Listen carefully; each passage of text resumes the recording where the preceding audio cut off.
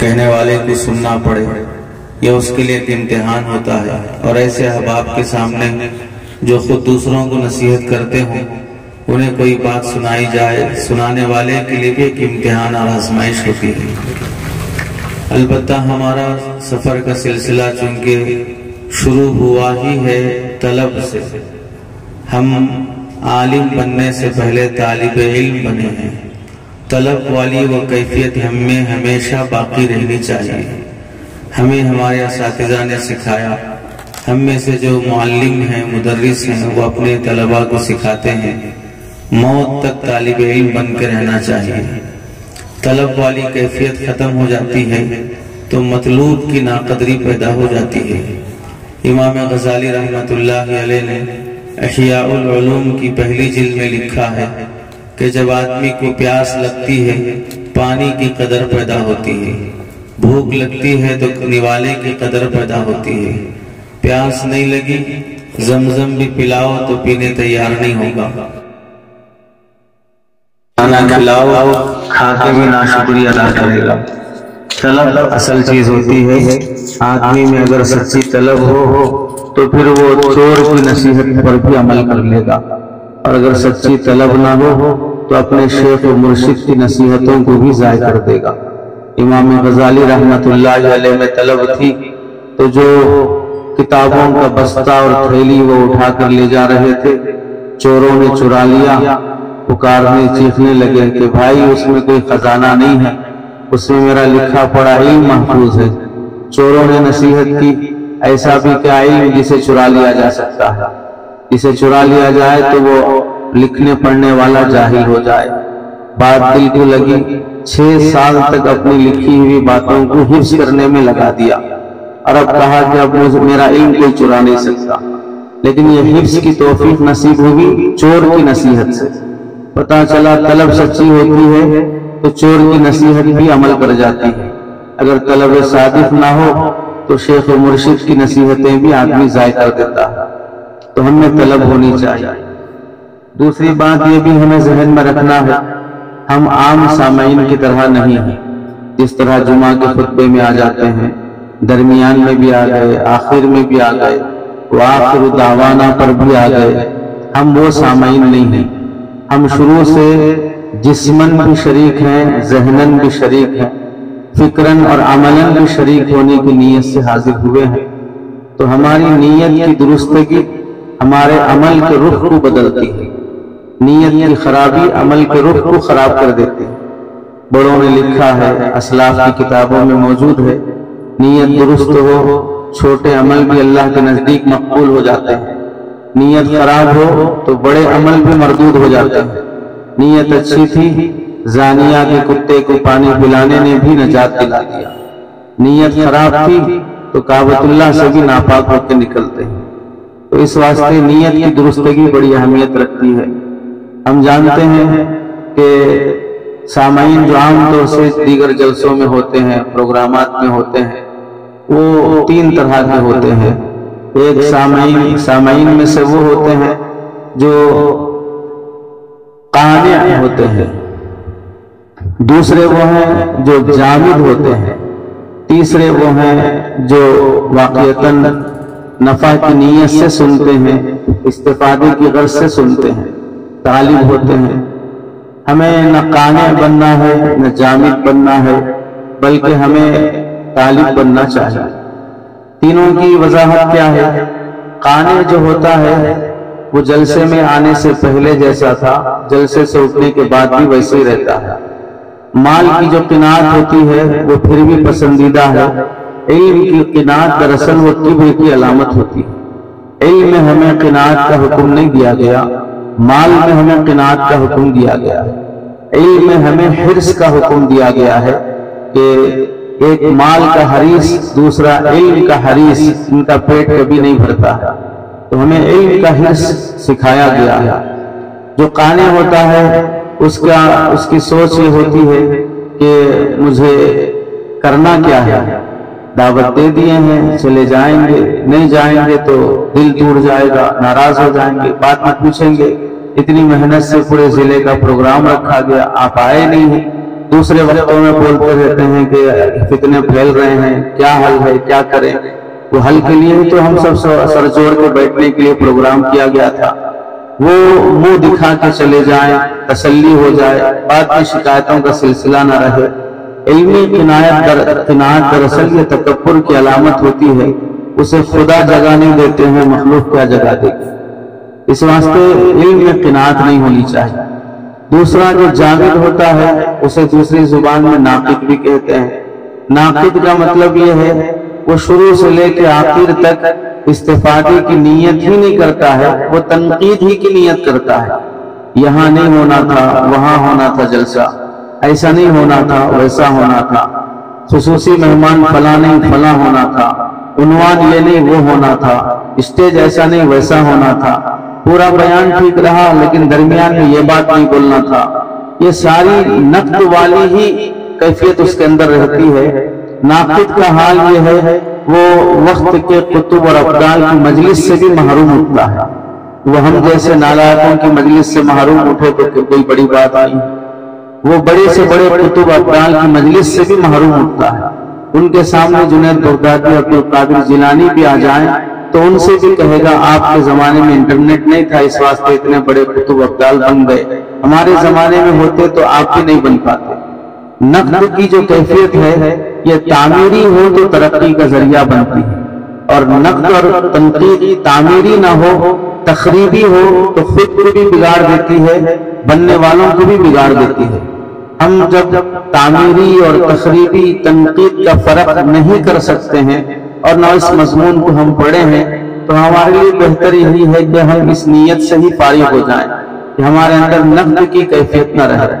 تیسرا جو شخص ہوتا ہے سامعین میں تعلیم والی طلب والی کیفیت، یہ وہ شخص ہے جسے ابھی ذکر کیا گیا، چور نصیحت کرے، جیسا کہ کتابوں میں لکھا، ہمارا آپ نے بھی اپنے اساتذہ سے سنا، اگر دیوار پر بھی لکھا ہوا ملے خیر الجلیس فی الزمان کتابوں، اس زمانے کا بہترین دوست کتاب ہے، تو اس نصیحت کو عمل کر لیا کرو۔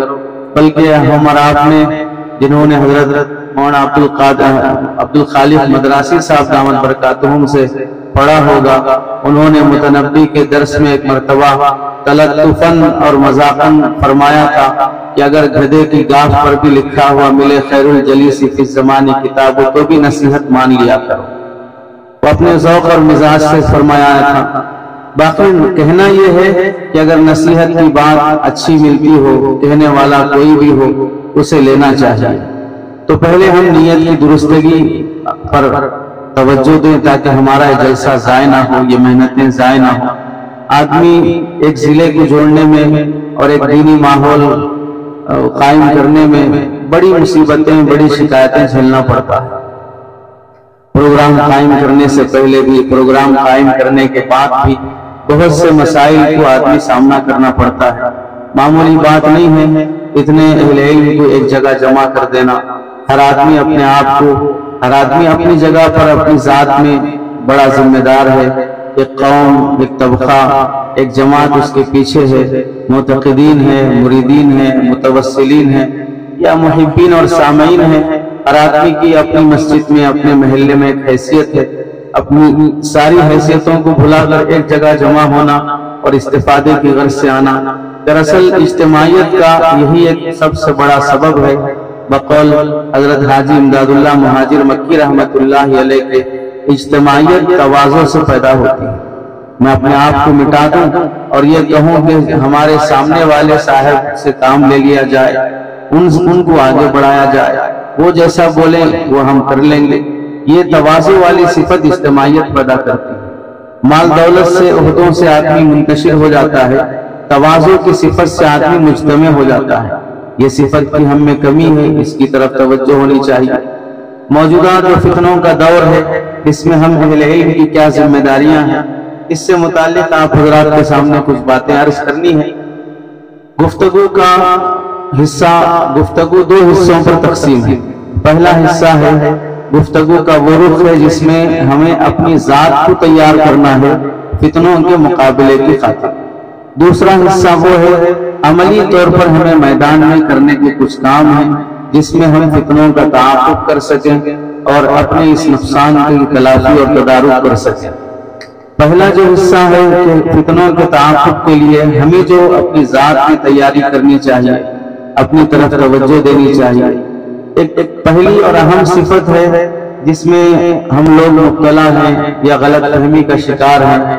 پہلی صفت یہ ہے، میڈیا نے، چاہے وہ پرنٹ میڈیا ہو، الیکٹرانک میڈیا ہو، جس میں ہم سب لوگ صبح شام مبتلا ہیں، بعض ہم میں سے وہ ہیں ہر سچی جھوٹی خبر کو وحی الہی کا درجہ دیتے ہیں، جیسا کہ عوام میں یہ صفت ہے کہ ہر آنے والی خبر ہمارے لیے بڑی حیثیت رکھتی ہے۔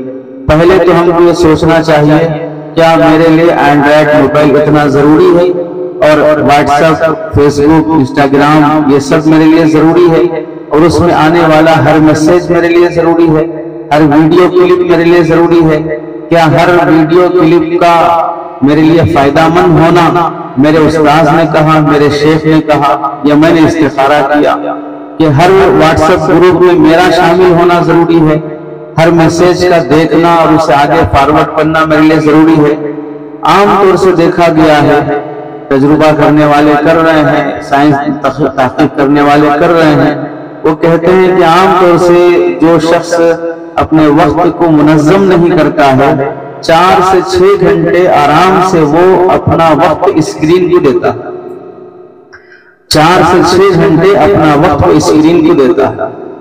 اور موبائل پر ایک کتاب لکھی ہے حضرت حکیم اختر صاحب رحمۃ اللہ علیہ کے کسی شاگرد نے، حضرت افادات اور ارشادات کے پیش نظر، تو اس کتاب میں لکھا ہے کہ ایک دن میں آدمی اپنا موبائل آن اور آف کرتا ہے، اسکرین کھول کر دیکھتا ہے، پھر اسکرین کھول کے بند کرتا ہے، ایک دن میں کم از کم وہ 350 مرتبہ کھولتا بند کرتا ہے۔ اب اندازہ کر لیں کہ ہم موبائل میں کس قدر مبتلا ہیں۔ 3 گھنٹے اگر ہمارا وقت موبائل میں ہو تو وہ 3 گھنٹے ہم قرآن مجید کی دے سکتے ہوں، تو 10 دن میں ہمارا قرآن مجید بآسانی ختم ہو سکتا ہے، بلکہ 3 دن میں ختم ہو سکتا ہے۔ 3 گھنٹے میں 9 پاروں کی تلاوت ہو تو 3 دن 4 دن میں قرآن ختم ہو سکتا ہے، جس کی وجہ سے ہم ایک پارے کی تلاوت سے بھی محروم ہیں۔ تو میڈیا نے جو تاثر ہمیں دیا ہے کہ ہمارے لیے بھاری سے بھاری موبائل ضروری ہے، اور اس میں آنے والے میسیجز بھی ضروری ہیں، ویڈیو کلپس بھی ضروری ہیں، جس کا ہر ویڈیو کلپ مجھے دیکھے بغیر آگے نہیں بڑھنا چاہیے۔ جو یہ احساس برتری اور خوش فہمی پیدا ہو گئی کہ میں دنیا کی ہر خبر سے واقف رہوں اور خود سے بے خبر رہوں، اس سے مجھے نکلنے کی ضرورت ہے۔ اس میڈیا کے غلط استعمال سے یا اس کے پروپیگنڈے سے ہمارے ذہن میں بھی ایک بات یہ بیٹھ گئی ہے کہ ہر آئے دن جو خبر ہمیں دکھائی جا رہی ہے وہ ہمارے موافق نہیں ہے۔ کہیں بلڈوزر دکھایا جا رہا ہے، کہیں پر اوقاف پر قبضے دکھائے جا رہے ہیں، کہیں مسجدوں کی شہادت دکھائی جا رہی ہے، کہیں علماء کو قید کیا جانا، کہیں دنگے فسادات، کہیں قوانین کے ذریعے سے مسلمانوں کو جکڑنا، ان کی زمین تنگ کرنا، ایسے حالات دکھائے جا رہے ہیں۔ اذان پر پابندی اور اسپیکر پہ پابندی، اتنی پابندیاں اور اتنی زمین تنگ ہو رہی ہے کہ در حقیقت ہم جو امت کو امید دلانے والا طبقہ ہے وہ بھی نا امیدی کا شکار ہو چکا ہے۔ وہ سوچنے لگا ہے کہ حالات موافق نہیں، ہم کچھ نہیں کر سکتے، حالات ہمارے موافق نہیں ہیں، ہم کچھ نہیں کر سکتے۔ اس واسطے کوئی بھی بڑا قدم جسے ہم بڑا سمجھتے ہوں، فی نفسہ ہی وہ قدم بڑا ہے یا نہیں ہے وہ تو حقیقت جاننے والے جانتے ہیں۔ کوئی بھی اقدامی کام جو ہمارے ملک کی حد تک، ہماری مسجد کی حد تک، ہمارے محلے کی حد تک بھی میں کر سکتا ہوں، وہ بھی کرنے سے میں ہمت ہار جاتا ہوں کہ نہیں ابھی حالات موافق نہیں۔ اس غلط فہمی سے ہمیں نکلنے کے لیے اکابر کی زندگیاں نمونہ ہیں۔ رسول اللہ صلی اللہ علیہ وسلم جب دعوی نبوت اور کلمہ نبوت لے کر قوم کے سامنے آئے تو کیا آپ علیہ السلام کے سامنے حالات موافق تھے؟ آپ علیہ السلام مکہ مکرمہ کی 13 سالہ زندگی جو گزاری ہے، کیا حالات موافق تھے؟ ہجرت جس لمحے میں ہوئی ہے کیا اس وقت حالات موافق تھے؟ جنگ بدر، جنگ احد جن حالات میں ہوئی ہے کیا حالات موافق تھے؟ غزوہ حنین اور غزوہ خندق جن حالات میں پیش آیا کیا حالات موافق تھے؟ ہم سب سمجھیں کہ اسلامی تاریخ کا ایک لمبا حصہ ہے جس میں اللہ نے فتوحات کے راستے کھولے ہیں، جبکہ حالات موافق نہیں تھے۔ امام ابو حنیفہ رحمۃ اللہ علیہ فقہ کا اتنا بڑا کام کیے ہیں جنہیں تاریخ امام اعظم کے نام سے جانتی ہے، جن حالات میں انہوں نے فقہ کو مرتب کیا، کیا وہ حالات اتنے موافق اور سازگار تھے اتنی آسانی کے ساتھ فقہ مرتب کر دیا جائے؟ صاحب ہدایہ نے ہدایہ جن حالات میں لکھا ہے، حالات اتنے موافق تھے کہ اتنی بڑی معتبر کتاب کو کسی مسلک میں نہیں لکھی گئی۔ علامہ انور شاہ کشمیری رحمت اللہ علیہ جیسا ذہین شخص یہ کہنے پہ مجبور ہو گئے کہ میں دنیا کی ہر کتاب ایک بار پڑھ لوں تو دوبارہ لکھ سکتا ہوں، لیکن ہدایہ نہیں لکھ سکتا۔ امام علامہ ابن حجر رحمت اللہ علیہ شافعی ہونے کے باوجود بھی ہدایہ حنفی مسلک کی کتاب پر تخریج کرنے کو اپنا شرف سمجھا کہ میں حنفی مسلک کی کتاب کی تخریج کر لوں، اس کے احادیث کی تحقیق کر لوں۔ تو جن حالات میں لکھے گئے ہم سب جانتے ہیں یہ وہ حالات تھے جن میں کمیونزم تھا، جہاں پر خدا کا نام لینا بھی جرم اور شرک تھا، سزا دے دی جاتی تھی۔ ایسے حالات میں انہوں نے روزہ رکھ کر، سب جانتے ہیں امام صاحب ہدایہ علامہ مرغینانی نے جو ہدایہ لکھی ہے 40 جلدوں میں لکھی، پھر اسے مختصر کیا۔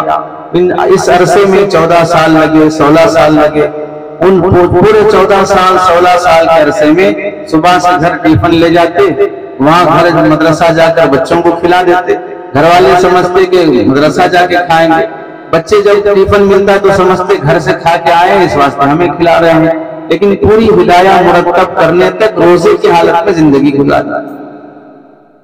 آدمی جب کسی کو مقصود اور منزل بناتا ہے تو اس کی قبولیت کی بھی فکر کرتا ہے۔ اسی واسطے آج ہدایہ جیسی کتاب کسی مسلک والے، کسی مذہب والے نے لکھی نہیں سکتے۔ اس معیار کی معقولات اور منقولات دونوں کو جمع کرتے ہوئے حالات ہر زمانے میں موافق نہیں رہتے ہیں۔ امام ابو حنیفہ رحمت اللہ علیہ کا جنازہ جیل سے نکلا ہے، حالات موافق ہوتے تو فقہ حنفی کے بانی کو جیل سے جنازہ نکلنے کی کیا ضرورت رہتی؟ حالات ناموافق ہی رہے، اسی وجہ سے جیل کی زندگی گزارنی پڑی آخر عمر میں۔ ہم جانتے ہیں حضرت امام شافعی رحمت اللہ علیہ جن حالات میں پڑھا ہے وہ حالات خود قابل تعجب ہیں۔ 4 سال کی عمر میں والد کا انتقال ہو گیا، غزہ آپ کا پیدائشی وطن ہے، وہاں سے آپ کو ہجرت کرنا پڑا۔ مکہ مکرمہ کی زندگی، وہاں اتنے فاقے، ماں اس زمانے میں 1300 سال 1200 سال پہلے والدہ کے پاس اتنی رقم نہیں ہے کہ وہ بیٹے کی تعلیم پر خرچ کر سکے، فیس وغیرہ کا نظام نہیں تھا، جو کاپی اور کاغذ خریدنا ہے وہ بھی خرید کے دینے کی طاقت نہیں تھی۔ امام شافعی اپنے استاذ کے گھر کا پانی بھر کر اپنے کاغذ اور قلم کا انتظام کر لیتے تھے۔ جن حالات میں ہمارے اکابر نے پڑھا ہے وہ حالات موافق نہیں تھے۔ جن حالات میں کام کیا ہے فتاویٰ کا، تحقیق کا، امام شافعی رحمت اللہ علیہ اپنے زمانے میں فقہ و فتاویٰ کا جب کام کیا تو بادشاہ ہارون رشید نے ان سے ناراض ہو کر ایک مرتبہ ان کی پھانسی کا فیصلہ کر دیا۔ امام محمد چونکہ استاذ امام شافعی کے اور ہارون رشید متاثر تھا امام محمد رحمت اللہ علیہ سے، تو انہوں نے سفارش کے حق پرست عالم ہیں، ان کے حق میں ایسی پھانسی کا فیصلہ نہ کیا جائے۔ امام محمد کی سفارش قبول تو کر لیا، لیکن امام محمد کی سفارش پر اتنا ناراض ہوا کہ سامنے رکھا ہوا قلم اور دوات جو رہتا ہے وہ پھینک کر امام محمد کو مارا۔ امام محمد کے چہرہ زخمی ہو گیا۔ تو اتنے بڑے بڑے اللہ والے گزرے ہیں جنہوں نے سیر کبیر، سیر صغیر، جامع کبیر، جامع صغیر، کتب ستہ جو احناف کی مشہور کتابیں ہیں، یہ بانی اور بیرشتر کہلانے والے احباب ناموافق حالات میں وہ کارنامے کیے ہیں جو ہم آج موافق اور امن کے حالات میں نہیں کر پا رہے ہیں۔ یہ جو سوچ ہے کہ ہم کچھ نہیں کر سکتے، حالات ہمارے خلاف ہیں، اس نا امیدی کی کیفیت سے نکلنے کی ضرورت ہے۔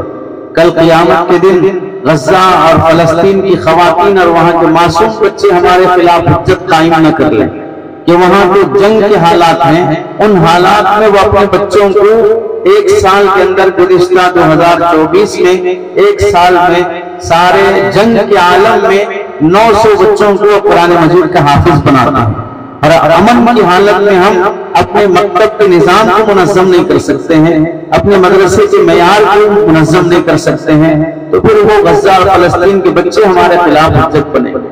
ہم جانتے ہیں افغانستان کے حالات 15-18 سال تک کیسے رہے، ظالم کیسے مسلط رہا، اس تسلط کے عالم میں انہوں نے اپنے وزیر خارجہ بھی بنائے، وزیر داخلہ بھی بنائے، صدر بھی بنائے، ایسے بنائے کہ جس دن وہاں سے ظالم کا خروج ہوا اس کے دوسرے دن ان کے پاس حکومت سنبھالنے کے لیے چپراسی سے لے کر صدر جمہوریہ تک کا فرد تیار ہے۔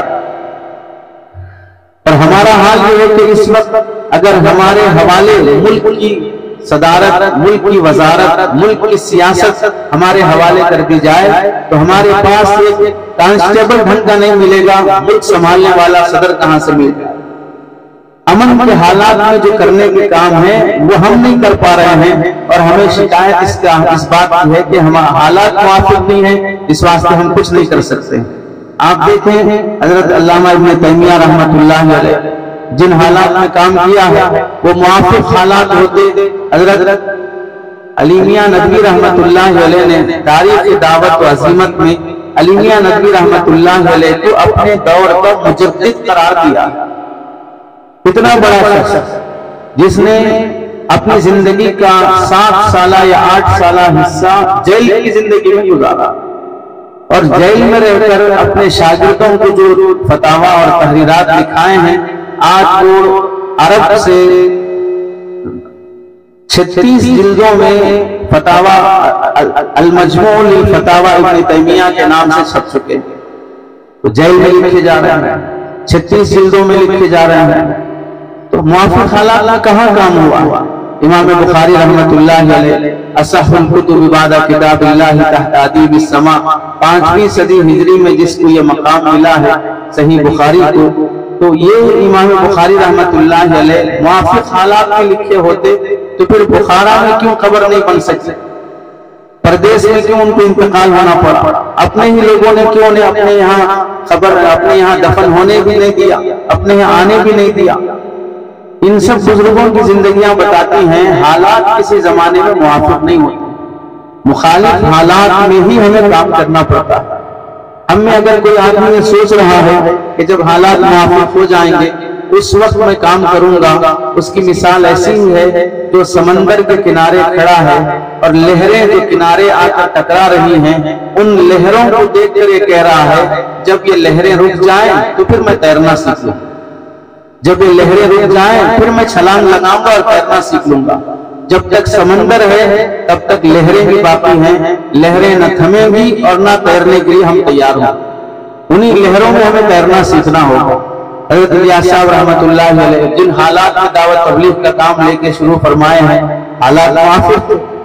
اس وقت شدی کی تحریک کتنی چل رہی تھی، سنگ پریوار کی تحریک کیسے چل رہی تھی، گھر گھر پہنچ کر جیسے آج دعوت تبلیغ کے ساتھی گھر گھر پہنچ کر انہیں ایمان اور کلمہ سکھا رہے ہیں، ویسے گھر گھر پہنچ کر کافر بنانے کی محنتیں چل رہی تھی، فرد سے ملاقات کر کے انہیں ہندو بنانے کی کوششیں چل رہی تھی۔ ان حالات میں حضرت الیاس صاحب رحمۃ اللہ علیہ نے دعوت تبلیغ کی محنت شروع کی۔ کیا ان کے پاس اسباب تھے؟ کون سی فوج ان کے ساتھ تھی کہ جس میں وہ کام کر سکیں، وہاں حالات موافق بنا سکیں؟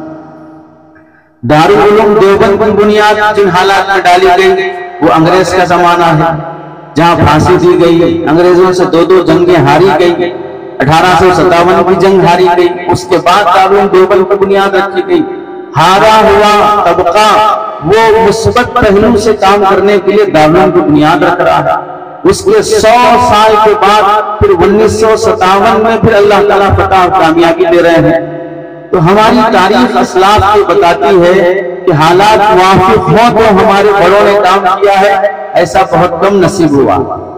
ہم دیکھ رہے ہیں حضرت شاہ ولی اللہ محدث دہلوی رحمۃ اللہ علیہ جس زمانے میں حجت اللہ البالغہ لکھے ہیں، اس کے مقدمے میں حضرت نے لکھا کہ ملک کے حالات کیسے چل رہے ہیں، جن حالات میں حجت اللہ لکھی جا رہی ہے۔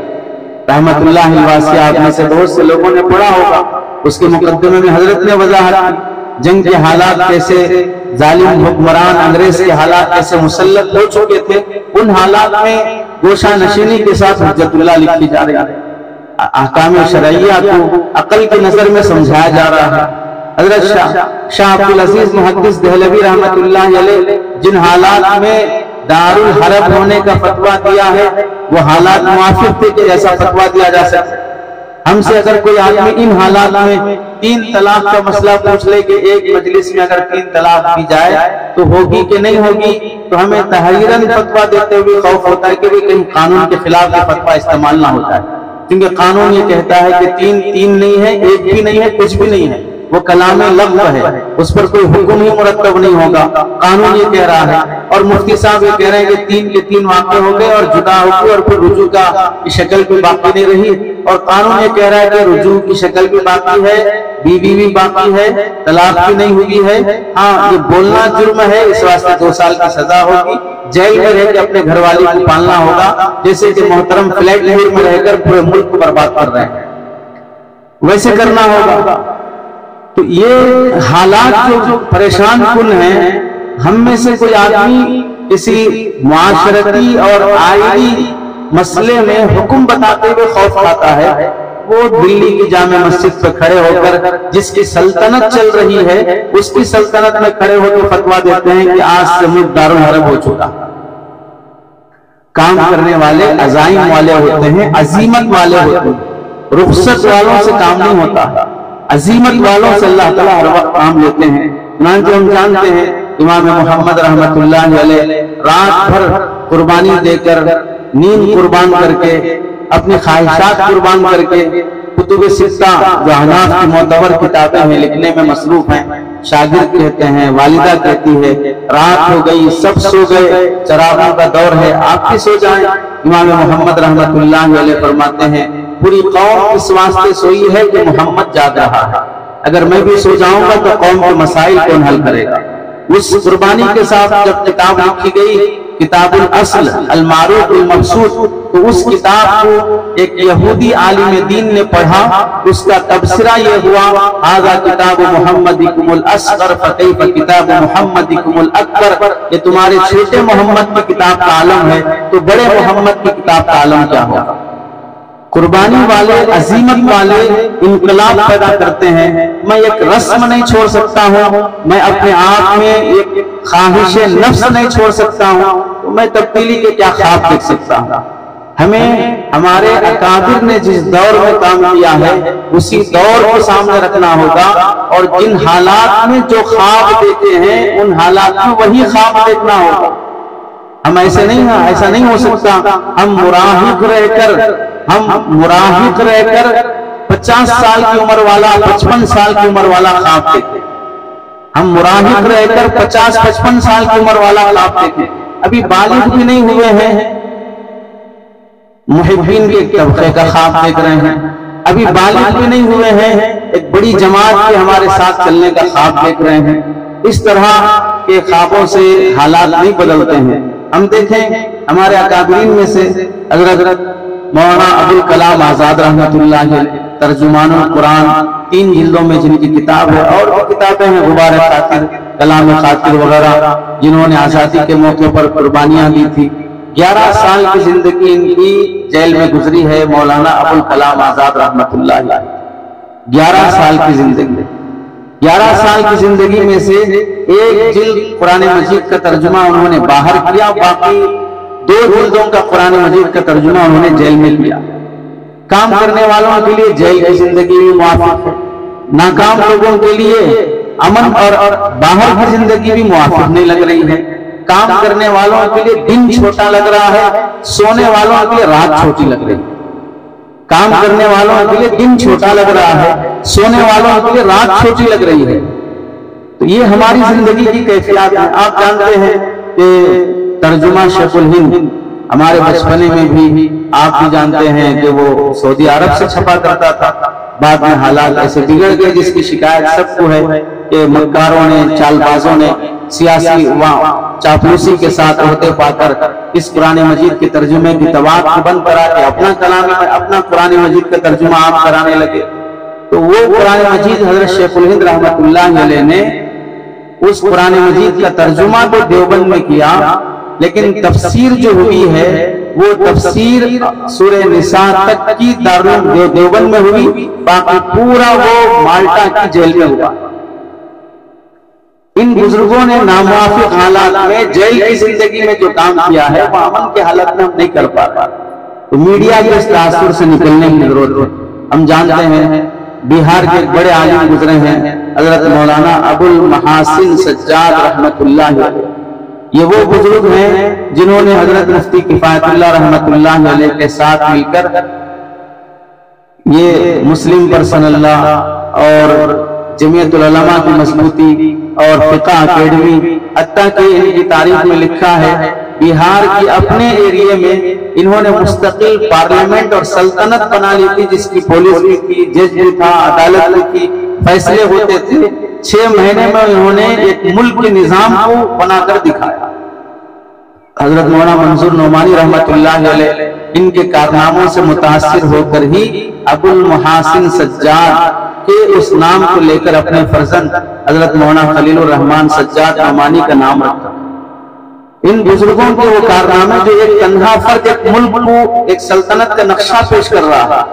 ہمارا مسئلہ یہ ہے کہ ہم نہ مردوں کو پڑھے ہیں نہ زندوں کو دیکھے ہیں، ہم جو کچھ بھی دیکھ رہے ہیں وہی دیکھ رہے ہیں جو دشمن ہمیں دکھانا چاہ رہا ہے، ہم وہی سن رہے ہیں جو دشمن ہمیں سنانا چاہ رہا ہے۔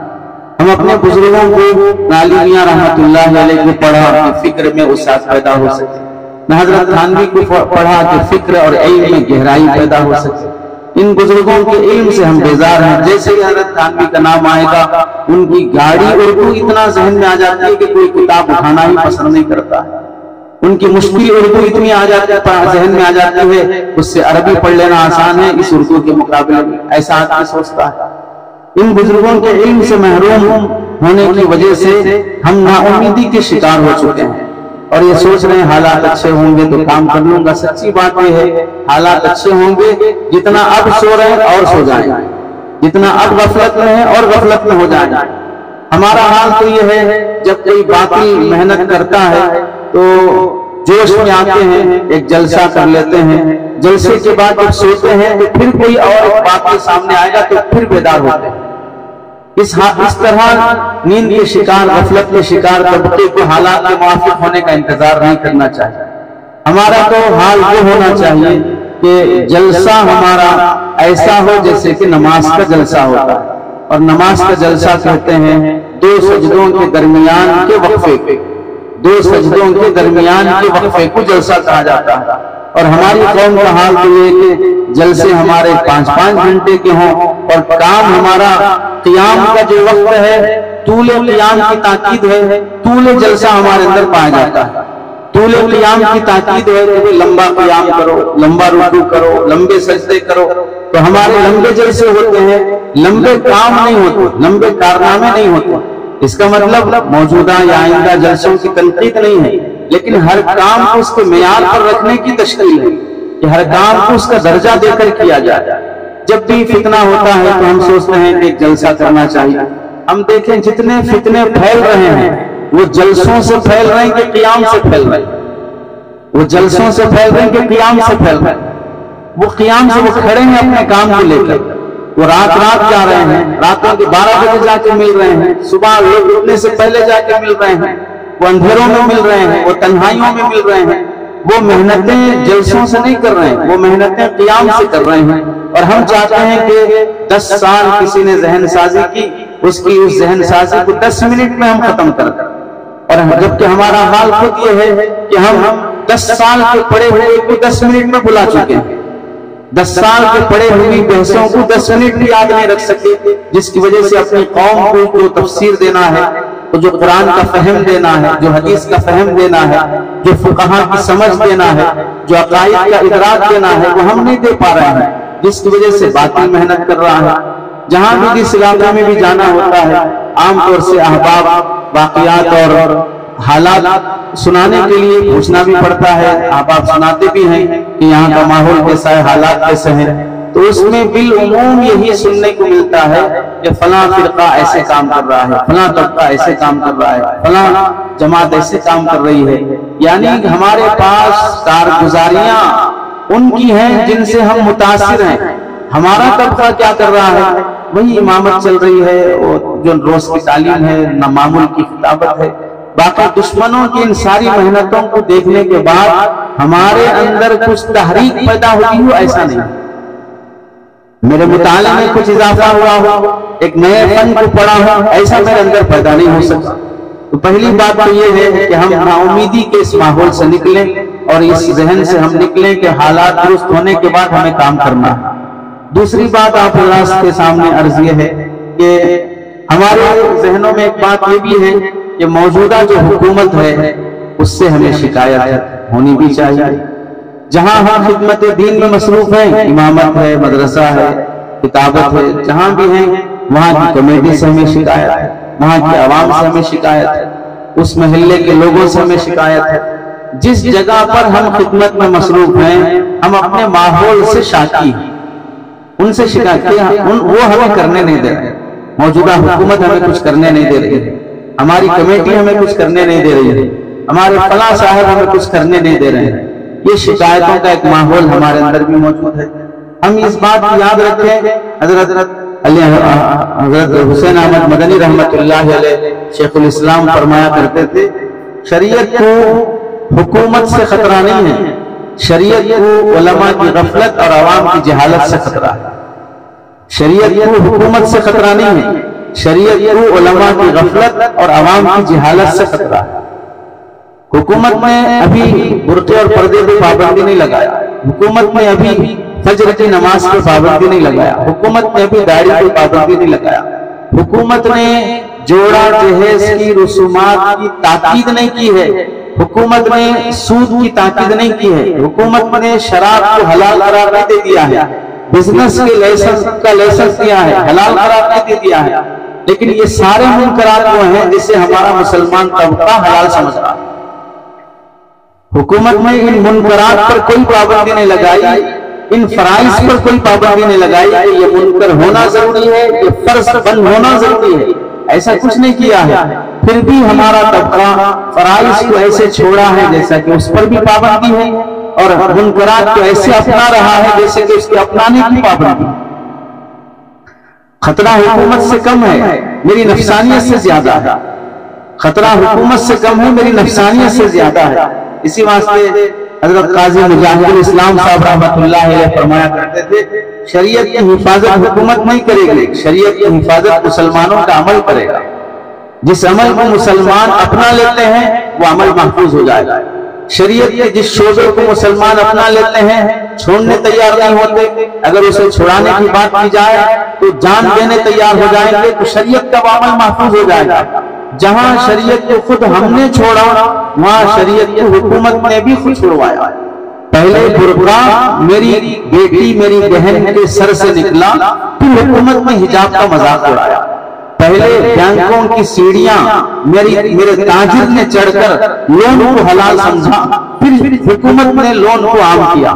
پہلے خلا طلاق کے مسائل کو لے کر علماء کے پاس آنے کے بجائے ہمارا معاشرتی طبقہ عدالتوں کے دروازے کھٹکھٹایا، مہیلا منڈل کھٹکھٹایا، پولیس اسٹیشن کھٹکھٹایا، پھر دارالفتہ دارالقضاء کی اہمیت گھٹی اور 3 طلاق کا بل پاس ہوا۔ پہلے میری قوم سے میراث کے مسئلے کی بے حیثیتی دکھائی گئی، متبنہ کو ہدیے سے بھی محروم کیا گیا، بیٹیوں کو ان کے حق واجب سے محروم کیا گیا، تو اس کے بعد متبنہ کا مسئلہ، لے پالک کا مسئلہ، پوتی کی وراثت، باپ کی موجودگی میں وراثت کا مسئلہ، یہ سارے مسئلے پہلے میری قوم نے وراثت کو ٹھوکر مارا۔ میری بیٹیوں نے شریعت کی اس تقسیم پر راضی ہونے کے بجائے وہ حکومت کا احسان مند اپنے کو سمجھنے لگے، تب حکومتوں نے یہ مسائل یہ قوانین بنانا شروع کیا۔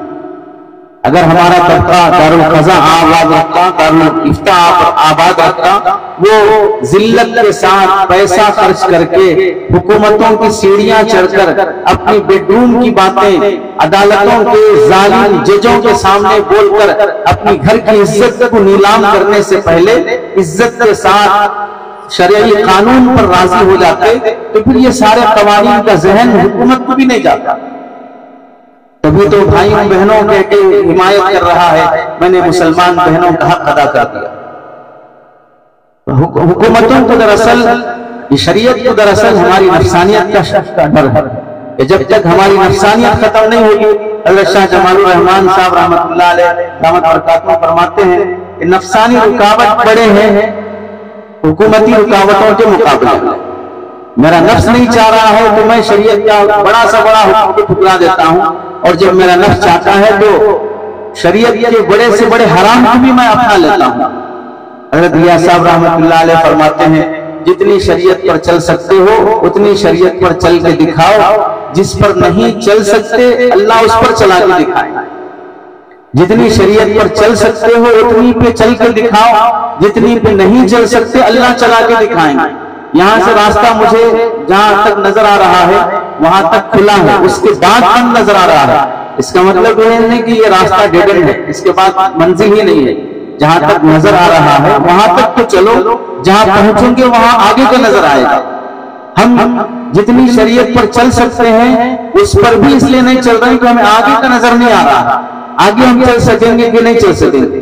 بھائی میں میری مسجد میں درس قرآن، درس حدیث، درس فقہ، درس عقائد شروع کر سکتا ہوں، میں میری مسجد میں تربیت بالغان کا نظام بنا سکتا ہوں، میں میری گھر والی کو عالم دین ہونے کے باوجود، حافظ قرآن ہونے کے باوجود، مسجد کا امام ہونے کے باوجود شرعی پردہ میری گھر والی میں نہیں ہے، میری گھر والی کا قرآن اور تجویز صحیح نہیں ہے، میری گھر والی کو نہیں معلوم ازواج مطہرات کے نام، میری گھر والی کو نہیں معلوم حضرت غیاث صاحب رحمۃ اللہ علیہ کی قربانیاں، حضرت نانوتوی کی قربانیاں، حضرت حکیم الامت کا نام اور ان کی تفسیر بیان القرآن میری گھر والی نہیں جانتی ہے، گنگوہی کے فقہ کو میری گھر والی نہیں جانتی ہے، صحابہ کی قربانیاں، بدر کا منظر، احد کی شہادتیں میری گھر والی نہیں جانتی ہے، ہجرت کی رات سے میری گھر والی واقف نہیں ہے، تو میرا اہل خانہ وانذر عشیرتک الاقربین کے حکم سے میں غافل پڑا ہوں، اتنے دنوں میں چل سکتا ہوں، یہ تو میرے اختیار میں ہے۔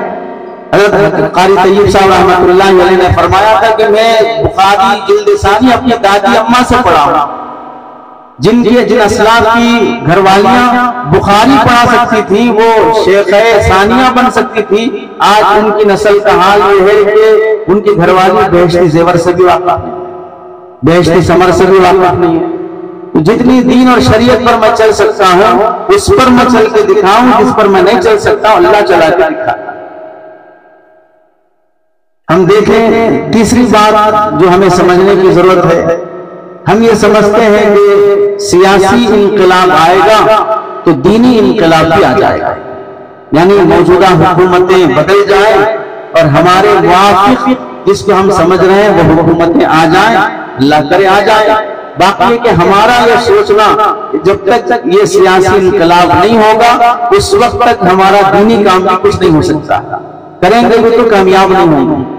یہ سوچ سے بھی ہمیں نکلنے کی ضرورت ہے، اس واسطے کہ آپ دیکھیں پوری دنیا میں شریعت کی حفاظت علماء کی محنتوں سے ہو رہی ہے، پوری دنیا میں شریعت کی حفاظت 52 ملکوں کے حکمران نہیں کر رہے ہیں، 56 مسلم کنٹری کے حکمران شریعت کی حفاظت نہیں کر رہے ہیں، وہ اپنی سیاسی کرسی کی حفاظت میں پڑے ہوئے ہیں۔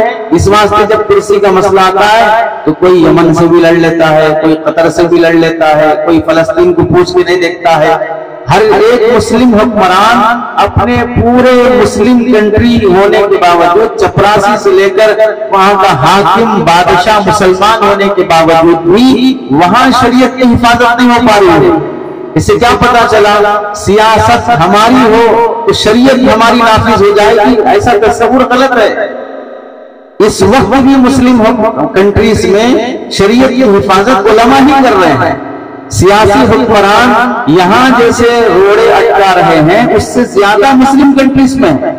ہمیں تو آزادی ہے اس جلسے سے، وہاں کے جمعہ کے خطبے میں بھی ایک حرف اپنی طرف سے کہنے کی آزادی ہے، ہمیں آزادی ہے 500 نہیں 5 لاکھ 3 لاکھ 4 لاکھ 10 لاکھ کے مجمع کو تبلیغی جوڑ کے نام پہ جمع کر لینے کی۔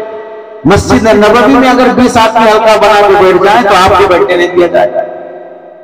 ہم جو سوچ رہے ہیں کہ سیاسی انقلاب یہ دینی تبدیلی اور شرعی تبدیلی کا ذریعہ بنے گا، اس واسطے پہلے ممبر آف پارلیمنٹ کو بدلو، پہلے گدی اور کرسی پہ بیٹھے ہوئے چوکیدار کو بدلو، اس کے بعد سارا نظام بدل جائے گا۔ یہ غلط بات ہے، ایسے حالات نہیں بدلتے۔ ہمیں سیاسی مخالف حالات میں ہی اپنے شرعی امور انجام دینے، ہم اسی کے مکلف ہیں، اس کے انتظار کرتے کرتے ہم مر جائیں گے لیکن سیاسی انقلاب نہیں ہوگا، ایک چور کے بعد دوسرا چور آئے گا۔ حضرت حسن بصری رحمت اللہ علیہ کے زمانے میں لوگ جب حجاج بن یوسف رحمت اللہ حجاج بن یوسف کو گالیاں دیتے تھے تو حضرت حسن بصری رحمت اللہ علیہ فرمایا کرتے تھے کہ حجاج کو گالیاں نہ دو، یہ ظلم کی ایک شکل ہے، یہ شکل ختم ہوگی تو دوسری شکل میں آئے گا ظلم۔ تم اپنی ظلم سے توبہ کرو، تم اپنی نافرمانی سے توبہ کرو۔ جب تک اپنی نافرمانی سے توبہ نہیں ہوگی، اس سے پہلے وقت کے حجاج ظالم کو گالیاں دینے سے بھی ظلم نہیں تھمے گا، ظلم کسی اور شکل میں آئے گا۔ ہم دیکھیں کہ ہمارے ہاتھ میں جو چیز ہے ہم وہ کرنے کی کوشش کریں، ہمارے ہاتھ میں سیاست نہیں ہے لیکن شریعت کے میدان ہمارے ہاتھ میں ہے جس پر ہم چل سکتے ہیں، چلا سکتے ہیں۔ حضرت مولانا سجاد صاحب دامت برکاتہ فرماتے ہیں بہت انتظار ہے ہم لوگوں میں سے جو دیندار ہے اور جو تھوڑا بہت پڑھے لکھے ہیں خلیفہ مہدی کا۔ حضرت خلیفہ مہدی آنے والے ہیں، کہیں آ گئے اور کوئی بیعت بھی ہو گئے، تو حضرت خلیفہ مہدی کا جو انتظار کر رہے ہیں ہمیں سوچنا چاہیے کہ چلیے بالفرض مان لیتے ہیں آپ ہی گئے، تو کیا ہمارے ہاتھ میں حضرت خلیفہ کا ساتھ دینے کے لیے کچھ ہے؟ یہ ہمارا ایمان اتنا مضبوط ہے کہ ہم حضرت خلیفہ کی، حضرت مہدی خلیفہ کی جماعت میں، خلیفہ مہدی کی جماعت میں ہم شامل ہو سکے؟ اتنا ایمان مضبوط ہے کہ ہم اس کا حصے دار بن سکیں؟ وہ ایمان تو نہیں بنایا جو خلیفہ مہدی کی جماعت میں شامل ہو سکے، وہ انتظار ہے جو خلیفہ مہدی کی جماعت میں شامل ہونا، جس کی وجہ سے آج تک 2025 تک 50 ایسے خلیفہ مہدی پیدا ہو چکے جو خلیفہ مہدی بن کر جیلوں کی زندگی گزارا۔ 50 خلیفہ مہدی پیدا ہو چکے ہیں، اور کس کی وجہ سے؟ ہم لوگوں کے انتظار کی وجہ سے۔ مارکیٹ میں جو چیز مانگ ہوتی ہے وہی پروڈکٹ مارکیٹ میں آتا ہے، مارکیٹ میں مانگ ایک نئے مہدی کی ہے، نئے خلیفہ کی ہے، تو دیکھ رہا ہے کہ بھئی بہت مانگ ہے، بہت انتظار ہے، تو اس واسطے نیا پروڈکٹ لانچ ہو رہا ہے خلیفہ مہدی کی شکل میں، کہیں بہار میں لانچ ہو رہا ہے، کہیں اورنگ آباد میں لانچ ہو رہا ہے، کہیں اور لانچ ہو رہا ہے۔ ہم یہ دیکھیں کہ ہماری جو بساط ہے جس میں ہم کام کر سکتے ہیں، سیاسی انقلاب ہمارے ہاتھ میں نہیں ہے، شرعی تبدیلی جو مجھ میں ہو سکتی ہے وہ میں کر سکتا ہوں، تعلیمی تبدیلی میرے ہاتھ میں ہے، میں اپنے پڑھانے کے نظام کو منظم کر سکتا ہوں، اخلاقی تبدیلی مجھ سے ہو سکتی ہے کہ میں اپنے ماحول کو، اپنی اولاد کو، اپنے معاشرت کو اخلاق کا ایک سرچشمہ دے سکتا ہوں، وہ مجھ سے ہونا چاہیے۔ پورے پارلیمنٹ سے اگر اس وقت ہم دیکھ لیں گے، اللہ کرے کہ پورا پارلیمنٹ، پوری سیاست اور پورے دلی کی گدی پہ بیٹھے ہوئے چور ہوں کہ چوکیدار ہوں، وہ سارا ہمارے حوالے کر دیا جائے، تو کیا ایسا ممکن ہے کہ ہم میں سے کوئی وزیر اعظم بن سکے؟ ہم کسی ایک امیر پر، کسی ایک حاکم پر ہم متفق ہو سکیں، کسی ایک حکمران کو ہم اپنا حکمران تسلیم کر سکیں؟ ہمارے پاس IPS آفیسرز ہیں، IAS آفیسرز ہیں، ہمارے پاس جرنلسٹ ہیں، ہمارے پاس ججز ہیں، ہمارے پاس ایڈوکیٹس ہیں۔ کون ہم نے تیار کر رکھا ہے کہ ملک کی سیاست آج ہمیں مل جائے تو آج ہم سنبھال سکتے ہیں؟ اللہ معاف فرمائے، ایک شعبہ مسلمانوں کے ہاتھ میں تھا، وہ آپ کا، اسے اتنا لوٹ کھایا کہ آج اسے واپس حاصل کرنے کی طاقت میں نہیں ہے۔ اسے اتنے کاغذات بیچے، اتنی زمین بیچی، اتنی زبان بیچی، اتنے زمینات بیچے کہ آج وہ ہمارے لیے محفوظ نہیں ہے۔ درگاہوں کی زمین بھی بکی، قبرستانوں کی بھی بکی، مسجدوں کی بھی بکی، بیچنے والا بھی مسلمان تھا، اس پر سپورٹ کرنے والا مسلمان سیاسی لیڈر تھا، خریدار چاہے کوئی اور تھا۔ تو ایک شعبے کو ہم نہیں سنبھال سکے، پورے شعبے ہمارے حوالے کر دیے جائیں۔ اس کے بعد دوسرا شعبہ اوقاف کی ایک جزوی شکل کا، مسجدوں کی ذمہ داریاں مسلمانوں کو ملی ہے، کمیٹی فلاں کی، وہ ساری کمیٹی، ساری تولیت، ساری صدارت وہ مسلمانوں کے ہاتھ میں ہے۔ ایک مسجد کی ملکیاں، ایک مسجد کی پراپرٹی صدارت والے، کمیٹی والے سنبھال نہیں سکے، ایک امام اور ایک حافظ کی قدر نہیں کر سکے۔ تو جو ذمہ داریاں عہدوں کی شکل میں مل رہی ہیں وہ ہماری قوم برداشت کرنے کے قابل نہیں ہے، اس کے اندر وہ تحمل نہیں ہے، اس کے اندر وہ حقوق اور ذمہ داری کی ادائیگی کا احساس نہیں ہے۔ تو اس واسطے ہر جگہ پر شکایتیں ہیں، وہاں حق تلفی ہے، تو سارا نظام سیاست حوالے کر دیا جائے، یہ قوم برداشت کر سکے گی؟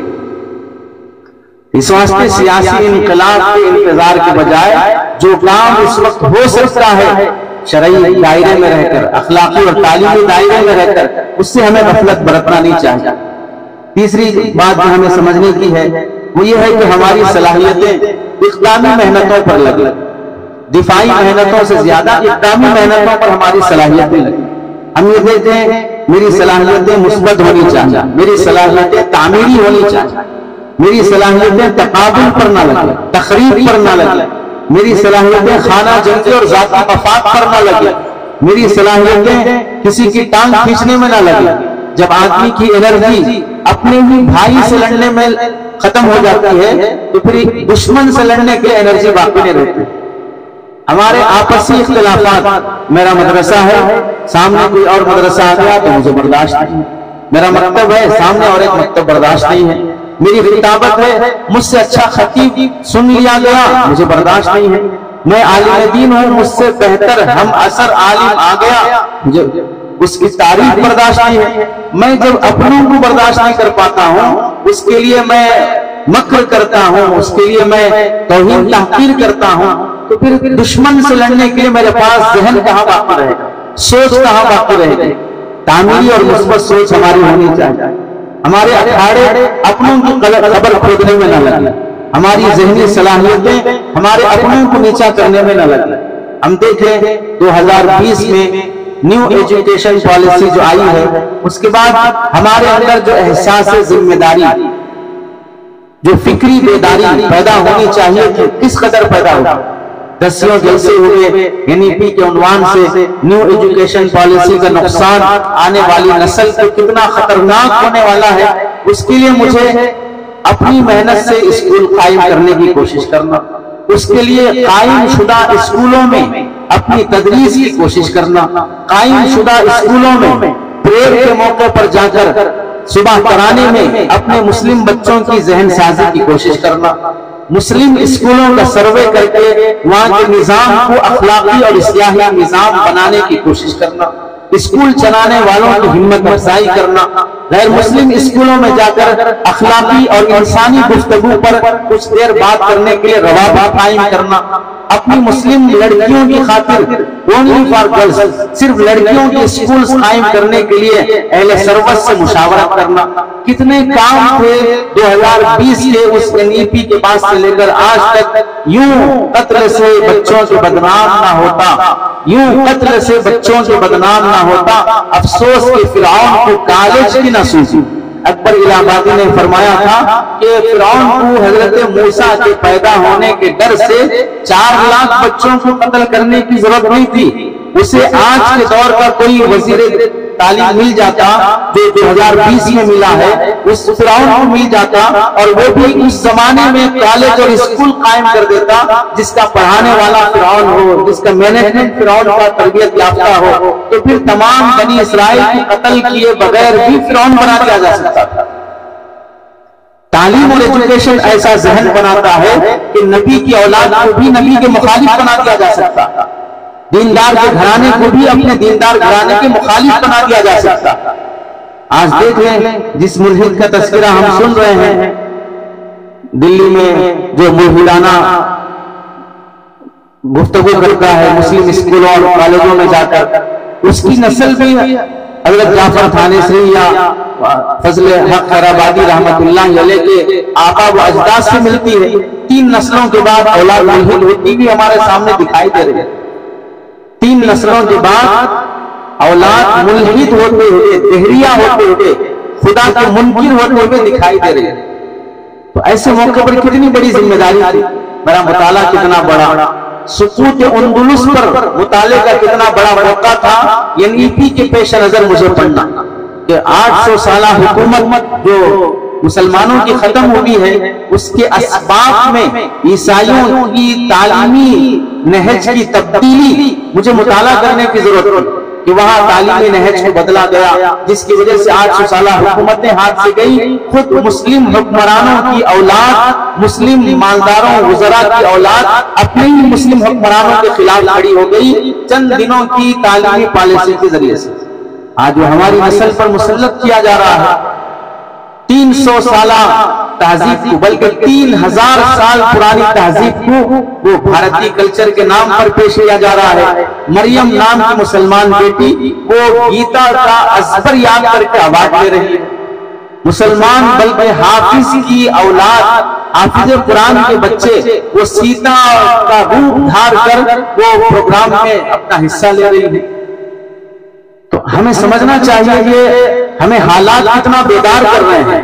ہم دیکھیں اس موقع پر اگر واقعی ہماری زندگیوں میں ہم کچھ اپنے بساط کے لحاظ سے فتنوں کا مقابلہ کرنا چاہتے ہیں، ذہنی شعور کی ترقی کی بہت ضرورت ہوتی ہے.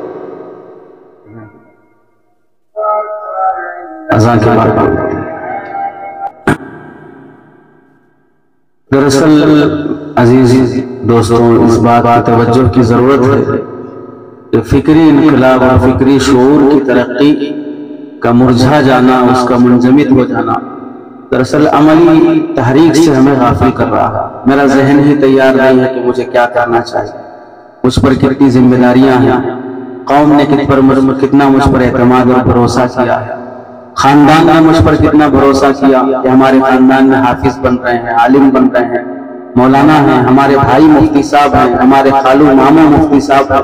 کتنا لوگ تھوڑا بہت دینی ذہن رکھتے ہوں تو فخر کرتے ہوں. میرا حال یہ ہے کہ میرے علم سے میرے خاندان کو فائدہ نہیں ہو سکتا. میں اپنے خاندان میں عالم ہوں، مفتی ہوں، حافظ ہوں، امام ہوں، لیکن میرے خاندان میں بھی میراث کے مسائل الجھے ہوئے ہیں. میرے خاندان میں بھی شادی بیاہ کے رسومات کے مسائل ہیں. میرے خاندان میں بھی پردے کے مسائل ہیں. میرے خاندان کے افراد بھی وہ ہیں جن کے بارے میں یقین ہے کہ سود پر لیتے دیتے ہیں، یہ لون میں مبتلا ہے. تو میں اپنے خاندان کا ایک فرد ہونے کے لحاظ سے، ایک دینی رہنما رہبر ہونے کے لحاظ سے، جہاں ممبر پر میری ذمہ داریاں تھیں وہاں خاندانی لحاظ سے میری کتنی ذمہ داریاں ہوتی ہیں. میں اپنے خاندان کو سال میں ایک مرتبہ، 6 مہینے میں ایک مرتبہ جوڑ کر جوائنٹ فیملی کے مسائل، معاشرتی مسائل، اولاد کی تربیت کے اصول، شوہروں کے حقوق، بیویوں کے اخلاق، نسلوں کی تربیت کرنے والے ماؤں کے کارنامے، امہات تربین الرجال، ایتام غیروا مجرى التاریخ، ان علماء عرب کی لکھی ہوئی تحریرات کے خلاصے میں کتنا آپ لوگوں کو سنا سکتا ہوں. یہ میرے بساط کی بات ہے جو میں کر سکتا ہوں. جب میرا خاندان حتیٰ کہ میری والدہ، میری بہن، میری گھر والی ان امور کو نہیں پا سکی مجھ سے، تو پوری امت کا مسئلہ کتنا بڑا. حضرت عمر صاحب پالنپوری رحمت اللہ علیہ فرمایا کرتے تھے، دینے والا ہاتھ نہیں بدلا ہے، لینے والا ہاتھ بدل چکا. دینے والی ذات کمزور نہیں ہوئی ہے، لینے والے ہاتھ کمزور کر چکے ہیں. ہم نے وہ شعور ہی نہیں مانگا اللہ سے کہ مجھے یہ سوچ ہو، یہ سمجھ ہو. اس واسطے آج تک ہمارا ذہن اس طرف نہیں گیا کہ میں گھر والی کو بٹھا کر عالمہ بنا سکوں، اسے حافظہ بنا سکوں، مومنہ کور سے جوڑ سکوں، بہشتی زیور کی تعلیم کر سکوں. حضرت مولانا افتخار الحسن صاحب کاندلوی رحمت اللہ علیہ اپنی زندگی میں کاندلہ محلہ مولویان، آپ جانتے ہیں حضرت جی الیاس صاحب رحمت اللہ علیہ کے مکان کے سامنے کی جو مسجد ہے محلہ مولویان کی، اس چھوٹی سی مسجد میں 3-4 صف والی چھوٹی سی مسجد میں اپنی زندگی میں 2-3 بوڑھوں کو لے کر 4 مرتبہ قرآن مجید کی تفسیر ختم. اس دیہات میں 2-3 بوڑھے بیٹھے ہیں، کوئی سمجھنے والا نہیں، سننے والا نہیں، لیکن میرا قرآن سے شغف ایسا ہونا چاہیے کہ میرا قرآن، میری فہم ایک بندے میں منتقل ہو جائے، میں کامیاب. عالم عرب کا ایک باپ کا انٹرویو آیا، شادی ہو کے 10 سال ہو گئے بیٹی کے، لیکن روزانہ فجر کی نماز پڑھ کے بیٹی کے گھر جاتا ہے اور ملاقات کر کے آتا ہے. کسی نے پوچھا شادی ہو کے 10 سال ہو گئے پھر بھی بیٹی کے گھر اتنا روزانہ کیوں جاتے ہو؟ تو باپ نے کیا کہا، میں نے اپنے بچی کو حافظ قرآن بنایا ہے، شادی کے بعد کہیں وہ بھول نہ جائے، روزانہ فجر میں جا کے ایک پارہ سن جاتا. اپنی اولاد کی دین کی فکر صرف شادی تک نہیں ہے، موت تک کرنے کی ہماری ذمہ داری ہے. اتنا افسوس ہوتا ہے جب یہ بات سنی کہ دلی کے ایک مولانا عمرے پر گئے، واپس آنے تک ان کی گھر والی شکیل بن حنیف سے متاثر ہو چکی. کیرلا کا ایک عالم دین باقیات کا پڑا ہوا، وہ عالم دین ہونے کے باوجود بھی شکیلیت سے متاثر ہو جاتا. کس قدر محنت کی ضرورت ہے، فتنے کہاں تک پہنچ رہے ہیں. صرف جاہل اس سے مبتلا نہیں، اس میں مبتلا نہیں ہوئے بلکہ اہل علم بھی مبتلا ہوا ہے، ان کے خاندان مبتلا ہوا ہے. کئی دیندار گھرانوں کی مائیں فیاض بھیا کے اس جادو منتر کے معاملات میں مبتلا ہیں، دیندار گھرانوں کی، علماء کے گھر والوں کی مائیں اور بیویاں. تو ہمیں کتنا شعور ہونا چاہیے اپنے نسل کی، اپنے خاندان کی تربیت کا. ہمیں سمجھنے کی ضرورت ہے قرآن مجید کی آیتوں کو، وَلَن تَجِدَ لِسُنَّتِ اللَّهِ تَبْدِيلًا وَلَن تَجِدَ لِسُنَّتِ اللَّهِ تَحْوِيلًا. قیامت تک کیوں نہ ہو، اللہ کی سنت یہی ہے، محنت کرنے والے ترقی پر رہتے ہیں، کاہل اور سست اللہ کی نظر سے گر جاتا ہے. محنت اگر مسلم کرے اللہ اسے بھی ترقی دیں گے. ان اللہ لا یضیع اجر من احسن عملا. اچھا کام کرنے والا من عام ہے، من احسن عملا، اس میں مسلم اور غیر مسلم کا فرق نہیں ہے. اسی واسطے غیر مسلم بھی اگر دنیا میں اچھے کام کرتا ہے اللہ اس کا بدلہ دنیا میں ہی دے دیتے ہیں، لیکن بدلہ دیتے ہیں، اس کے اجر کو ضائع نہیں کرتے ہیں. تو مسلمان اگر ان چیزوں کی طرف توجہ دے گا، عالم دین اگر ان چیزوں کی طرف توجہ دے گا، ہم دیکھیں آج بھی اللہ کا کرم اور احسان ہے اس امت کے علماء پر.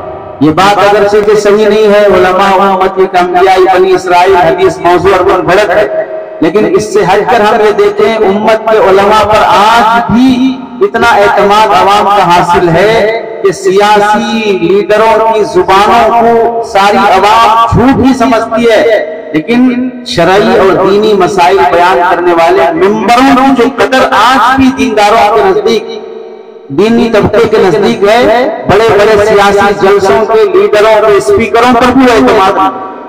مطلب کیا ہوا؟ دینی قیادت پر جو اعتماد ہے، سیاسی قیادت پر وہ اعتماد نہیں. آج بھی مولانا مفتی صاحب کی بولی ہوئی بات کو جس نظر سے دیکھا جاتا ہے اس نظر سے ملک کے وزیر اعظم کی بات بھی دیکھا نہیں جاتا.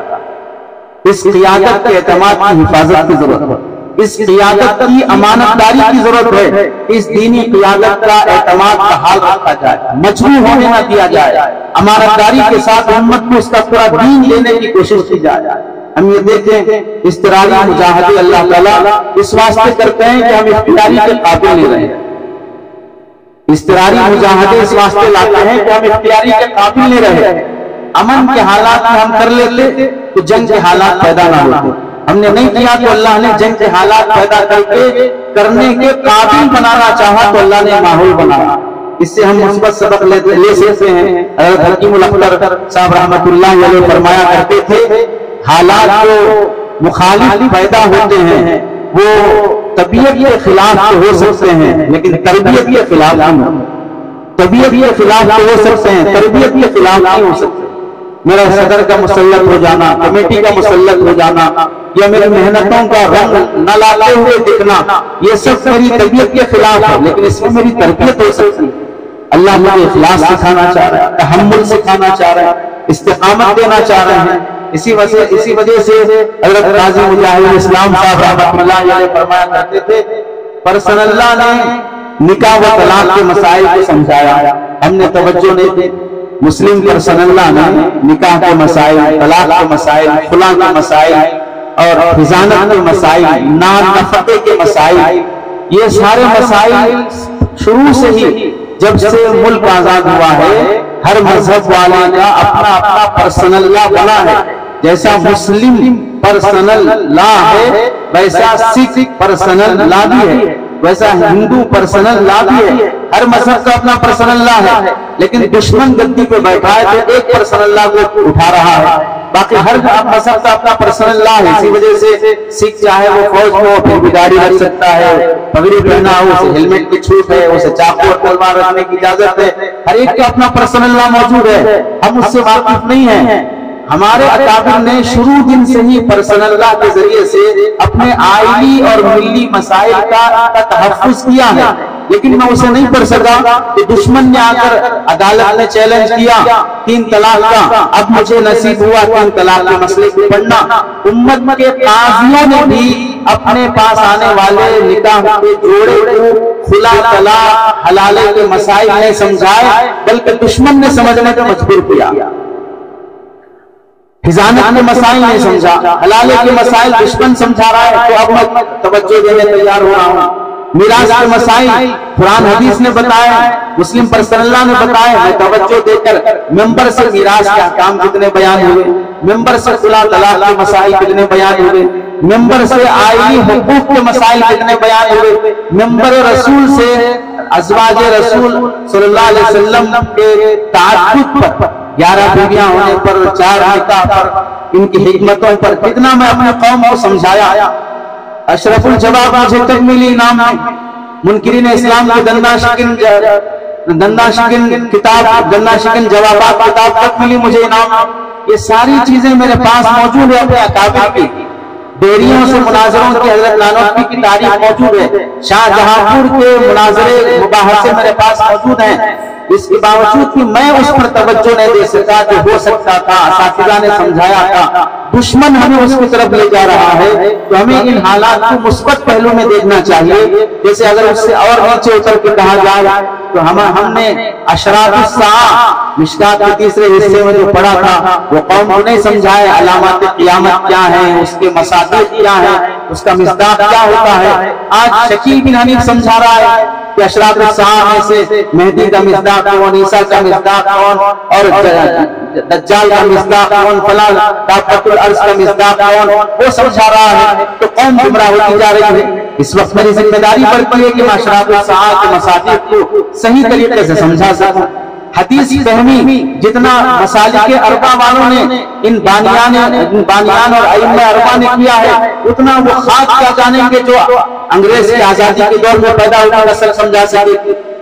یہ صرف حنفی مسلک کا تقابل کا مسئلہ نہیں ہے، چاروں مسلک کے لیے سب میں قاتل ہے وہ طبقہ جو اسلاف کے فہم پر اعتماد نہیں کرتا، جو ائمہ اربع کے فہم پر اعتماد نہیں کرتا ہے، وہ پورے جمہور امت کے لیے سب میں قاتل ہے۔ وہ خارجی فتنوں کے دور میں بھی داخلی طور پر امت کی اجتماعیت کو کمزور کر دیتا ہے۔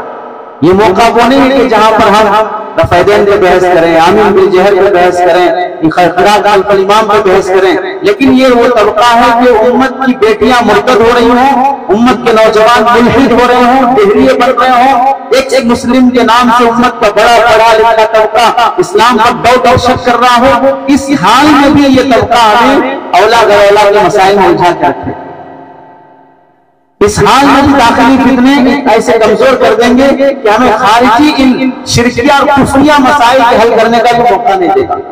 اتنی کم سطح والا، کم سوچ والا، گھٹیا سوچ والا طبقہ وہ ہمیں کمزور کر رہا ہے۔ ہمیں سوچنے کی ضرورت ہے کہ میں نے بخاری شریف میں، ترمذی میں، ابو داؤد میں وہ لمبی تین دن کی بحثیں جو اپنے اساتذہ سے سنی ہیں، اپنے امام شافعی کے متعلق، امام احمد بن حنبل کے متعلق، یہ سارے وہ دلائل، وہ تشریحات میری کہاں ضائع ہوئی؟ میں بحیثیت امام اپنے ممبر سے، اپنے محراب سے، اپنے مسجد کے مصلیوں کو اپنی نماز کے مسنون ہونے کو کیوں نہیں سمجھا سکا؟ یہ میری ذمہ داری ہوتی ہے۔ دفاعی خدمتیں عارضی ہوتی ہیں، اقدامی خدمتیں دائمی ہوتی ہیں۔ جب تک آدمی بارش برس رہی ہے تو آدمی چھتری لے گا، بارش نہیں برس رہی ہے تو چھتری ہٹا دے گا۔ فتنے جب بارش کی طرح آ رہے ہوں تو آدمی اپنے اس دفاع کی چھتری لیتا ہے، حدیث کی چھتری لیتا ہے، اور جب فتنے لگتا ہے کہ بند ہو گئے، جیسے ابھی مولانا نے سنایا 10-12 سال پہلے دروس کا سلسلہ یہاں چلا تھا، 10-12 سال کے بعد سے موقوف رہا۔ کیا مطلب؟ ان دنوں میں ہنگامے رہے اس فتنے کے تو دروس کا سلسلہ ہوا، لگا کہ ہنگامے ختم ہو گئے تو سلسلہ بند ہو گیا۔ بند ہونے کے بعد پتا چلا کہ فتنے ختم نہیں ہوئے بلکہ اور 3-4 مسجدیں بن گئی۔ تو مطلب کیا ہوا؟ دفاعی محنتیں عارضی رہتے ہیں، اقدامی محنتیں وہ دائمی رہتے ہیں۔ ہمیں اپنے دفاع سے زیادہ اقدام کی کوشش کرنی چاہیے۔ آگے بڑھ کر جو قوم دائی نہیں بنتی ہے وہ مدعو بن جاتا ہے، جو مؤثر نہیں بن سکتی ہے وہ متاثر ہو جاتا ہے۔ ہمیں یہ ذمہ داری سنبھالنے کی ضرورت ہے۔ جو فتنے اٹھ رہے ہیں، قادیانیت کیا ہو، غامدیت کیا ہو، شکیلیت کیا ہو، یا اسلاف کے فہم پر بے اعتمادی کا فتنہ ہو، ان سارے فتنوں کے تعاقب کے لیے ہمیں مثبت اقدام کی ضرورت ہے۔ مثبت اقدام کے لیے کیا کرنا چاہیے؟ مثبت اقدام کے لیے ہم درخواست کرتے ہیں کوئی امام ایسا نہ رہے جس کی اپنی مسجد میں دروس کا سلسلہ نہ ہو۔ 4 دروس کی ہم ترغیب دیتے ہیں، درس قرآن کا اہتمام ہو، درس حدیث کا اہتمام ہو، درس فقہ کا اہتمام ہو، درس عقائد کا اہتمام ہو۔ آپ حضرات کی جو تنظیم ہے یا جمعیت ہے یا جو بھی احباب ہے، آپ اسے انجام کیسے دینا ہے اس سلسلے میں بیٹھک کریں. طریقہ کار موجود ہے، نصاب مرتب ہے، کتابیں لکھی ہوئی ہیں، تفسیر کی 10 کتابیں ہیں. درس قرآن کرنے کے لیے اثرنو ہمیں تفسیر لکھ کے درس دینے کی ضرورت نہیں ہے. حضرت مولانا خالد سیف اللہ رحمانی صاحب کا آسان تفسیر قرآن ہے، حضرت مفتی تقی عثمانی صاحب کا آسان ترجمہ قرآن موجود ہے، حضرت تھانوی رحمۃ اللہ علیہ کے دروس القرآن بیان القرآن کی تفصیل کر کے ایک درس کی شکل میں مرتب کیا جا چکا ہے. اور مولانا عبد الحمید صاحب رحمۃ اللہ علیہ کی درس قرآن موجود ہے، الیاس گھمن صاحب دامت برکاتہ کی دروس القرآن موجود ہے. 10 کتابیں حالات اور تقاضے کے لحاظ سے علماء نے اپنے بندوں کو، اپنی قوم کو قرآن فہمی کا شوق دلانے کی خاطر، حق ادا کرنے کی خاطر مرتب کیے ہیں. درس حدیث پر نصاب موجود ہے. درس فقہ ہم صرف بہشت زیور لے لیں، کتاب المسائل لے لیں، کتاب الفتاوی لے لیں، اپنے اکابر کی ان تحریرات سے ہم امت کو مسائل بتائیں. عصر کی نماز کے بعد دعا سے پہلے تسبیح فاطمہ کے اس وقفے میں آدھے منٹ میں ایک مسئلہ بتا دیں. ہفتے میں کوئی ایک دن متعین کر دیں کہ آج اس وقت میں مغرب کے بعد عشاء کے بعد مسائل کا درس ہوگا. اس عنوان پر درس دیا جائے گا. 8 مسئلے 10 مسئلے 15 منٹ کے اندر 20 منٹ کے اندر اپنے امت کو سمجھائیں. جب لگے گا کہ ہمارے امام صاحب مسائل میں بھی درک رکھتے ہیں تو قوم خود رجوع کرے گی، ورنہ وہ صرف خواب سنانے آتی ہے، وظیفے پوچھنے آتی ہے، بیماریاں سنانے آتی ہے، پیدا ہونے والے بچوں کے نام پوچھنے آتی ہے. مسئلہ یہ ہے کہ ہم لوگوں کا حال جو ہے اگرچہ کہ لطیفہ لگتا ہے، ہم نسل تو چاہتے ہیں لیکن ڈلیوری کا درد نہیں چاہتے. ہم نسل تو چاہتے ہیں، باپ بننا چاہتے ہیں، لیکن ڈلیوری کی کراہت برداشت کرنا نہیں چاہتا، اس کے اخراجات برداشت کرنا نہیں چاہتا. تبھی تو امت کا ایک طبقہ پہلی ڈلیوری مائکے میں کرنے لگا. تو محنت ہم کریں گے، ڈلیوری آپ کر کے دیجیے. جب ہم چاہتے ہیں کہ فتوحات ہو ایسے جیسے صحابہ کو ملی ہیں، صحابہ کو فتوحات چاہیے، چلیے صحابہ کی مجاہدات نہ صحیح، کمزوروں کو بھی مجاہدات برداشت کرنے چاہیے. فتوحات صحابہ کے جیسے ہوں، مجاہدات کمزوروں کو بھی کرانا ہو تو کہاں سے ہوں گے؟ مجاہدے کے بغیر اللہ کی مہربانی نہیں ہوتی، مجاہدے نفس کے بغیر مہربانی حق نہیں ہوتی ہے، اور مجاہدے کے بغیر مشاہدہ نہیں ہوتا، قربانی کے بغیر مہربانی نہیں ہوتی. قربانی ہوتی تو اللہ کی طرف سے مہربانی ہوتی. مجاہدہ نفس ہوگا تو پھر مشاہدہ حق ہوگا کہ جب بندہ اپنے آپ کو کھپاتا ہے امت کو بنانے کے لیے تو اللہ تعالیٰ ایسی پاکیزہ روحیں حوالے کر دیتی ہیں کہ اس کی فکر کو اپنی فکر بنا لیتے، جو اس کی سوچ کو اپنی سوچ بنا لیتے. جتنے انقلاب پیدا کرنے والی شخصیات گزری ہیں وہ شروع میں تنہائی میں تھے، دیکھیں کتنا بڑا قافلہ ان کے ساتھ اللہ نے کر دیا. ان کی فکروں کی بدولت الجیریا صاحب رحمۃ اللہ علیہ تنہا اٹھے، نانوتوی تنہا اٹھے ہیں، کتنے اکابر ہیں جو تنہائی چلے ہیں، لیکن ان کی قربانیوں نے انہیں قافلے کی شکل بنا دی، ایک امت کی شکل بنا دی. اور مثبت کام کے لیے دوسری صفت جو ہمارے اندر پیدا ہونے کی ضرورت ہے، پہلی بتائی گئی درست کا اہتمام ہونا چاہیے. کرنے والوں کے لیے شکلیں موجود ہیں، رابطہ کر سکتے ہیں، ہو رہے ہیں مختلف علاقوں میں. دوسری چیز اجتماعیت کی کوشش ہونی چاہیے. سب سے بڑا مسئلہ یہ ہے کہ وہ طبقہ جو واعتصموا بحبل اللہ جميعا کی دعوت ممبر پر کھڑے ہو کے دیتا ہے، وہ طبقہ خود اتنا منتشر ہے، ایک مکتبہ فکر کے ہونے کے باوجود بھی آپسی اختلاف ان کا شرعی نہیں ہے، فقہی نہیں ہے، صرف اور صرف ذاتی، صرف اور صرف ذاتی. میرا کسی فلاں سے شرعی مسئلے میں اختلاف ہے، میری حیثیت یہ کیا کہ میں شریعت کے اس گہرائی کو جان سکوں کہ اس جزیے میں میرا یہ نظریہ ہے، فلاں یہ نظریہ، کوئی وقت فقیہ تھوڑی ہوں کہ شرعی جزیات میں اختلاف کر سکتا. لیکن حال یہ ہے کہ میرے ذاتیات کے اختلاف شرعی اور سیاسی اختلاف سے بھی بڑے ہوئے ہیں. ایک اسٹیج پہ میں جمع نہیں ہو سکتا، ایک چادر کے نیچے آنے نہیں آ سکتا، ایک مسجد ایک محلے میں نہیں رہ سکتا. اس اجتماعیت کو منتشر کرنے والے اسباب سے نکلنے کی ضرورت ہے. ہم پڑھ چکے ہیں، موجودہ دیکھ رہے ہیں اس وقت کی جو قیادت ہے، اس قیادت میں 1992 میں کون سے چہرے نظر آتے تھے؟ بابری مسجد کی شہادت پر کن کے نام زیادہ لیے جاتے تھے؟ آج وہ چہرے کہاں پر ہیں؟ 20-25 سال کے 30 سال کے عرصے میں وہ سارے چہرے ختم ہو گئے.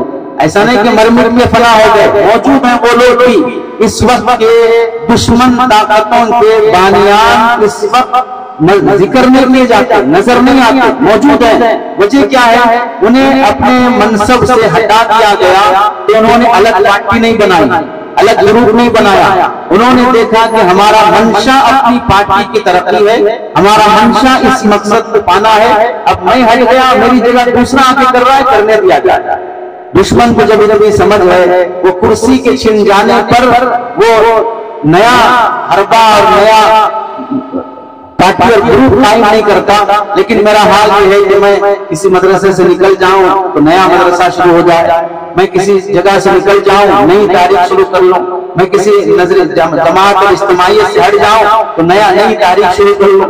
یہ انتشار ہماری اجتماعی قوت کو ختم کر رہا ہے۔ ہمیں ضرورت ہے ان اکابر کی ان قوتوں کے کو مثبت انداز میں لینے، چاہے وہ جمعیت ہو، چاہے وہ کوئی اور تنظیم اور تحریک ہو، ان سب کی اجتماعی کوششوں کو اہمیت دینے کی ضرورت ہے۔ دیکھیں اس کے لیے بنیادی بات ہے ذاتی مفادات کو اجتماعی مفادات پر ترجیح نہ دی جائے۔ جو قوم ذاتی مفادات کو اجتماعی مفادات کے لیے قربان کرنے تیار نہیں ہوتی ہے، وہ قوم کبھی ترقی نہیں کرتی، وہ قوم کبھی ترقی نہیں کرتی، بلکہ دشمن کا اعلی کار بن جاتی ہے وہ قوم جو ذاتی مفادات کو اجتماعی مفادات پر ترجیح نہیں دیتی۔ ہر جگہ پر اپنا نفع سوچنا، یہ دراصل یوں دیکھیے اس اصول کو اگر ہم اپنا لیتے ہیں تو چاہے اس اصول کو وقت کا فرعون بھی اپنا لے، ذاتی مفاد کو اجتماعی مفاد کے لیے قربان کر دینا، وقت کا ظالم بھی اپنا لے گا تو اللہ اسے ترقی دیں گے، وقت کا عبد القادر جیلانی بھی اگر نہیں اپنائے گا اللہ تنزلی کا شکار کر دے گا۔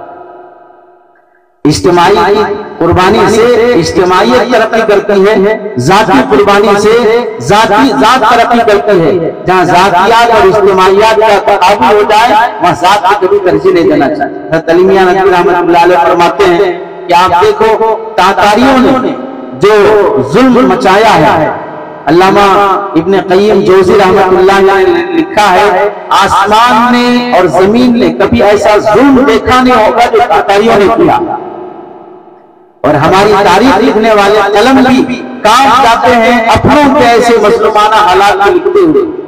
اتنی بڑی تاتاری قوم کے اسلام میں داخل ہو کر پھر اسلام کی حفاظت تک کے لیے اللہ نے محافظ پیدا کر دیے۔ فتاوا تاتار خان کا پس منظر آپ پڑھ کے دیتے، فتاوا تاتار خانیہ ہمارے درمیان موجود ہے اور تاتاریوں کا ظلم بھی موجود ہے۔ اس ظالمانہ انقلاب سے اس محافظانہ تبدیلی تک کا سفر کون اس کا ذمہ دار ہے، کون اس کا مہربان ہے؟ تاریخ نے اسے محفوظ نہیں کیا۔ علی میاں رحمۃ اللہ علیہ فرماتے ہیں اس واسطے کبھی اجتماعی محنتوں میں سہرے کی کوشش نہیں کرنا چاہیے۔ نام کس کا آئے گا، پوسٹر کس کا چھپے گا، کرسی کسے ملے گی، اجتماعی مفاد کے موقع پر اس کی لالچ اور ہرگز نہیں ہونی چاہیے، ورنہ اجتماعی مفادات ضائع ہو جاتے ہیں۔ آپ دیکھیں ہمیں شرم آتی ہے دشمن کی پارٹی کی عورتیں جتنی محنت کر رہی ہیں ہمارے مسلمان جوان اتنی محنت نہیں کر رہے، خدا کے منکر جتنے سنیاسی بن رہے ہیں ہمارا مسلم طبقہ اتنا غیر شرعی ایک رسم چھوڑنے کے لیے تیار نہیں۔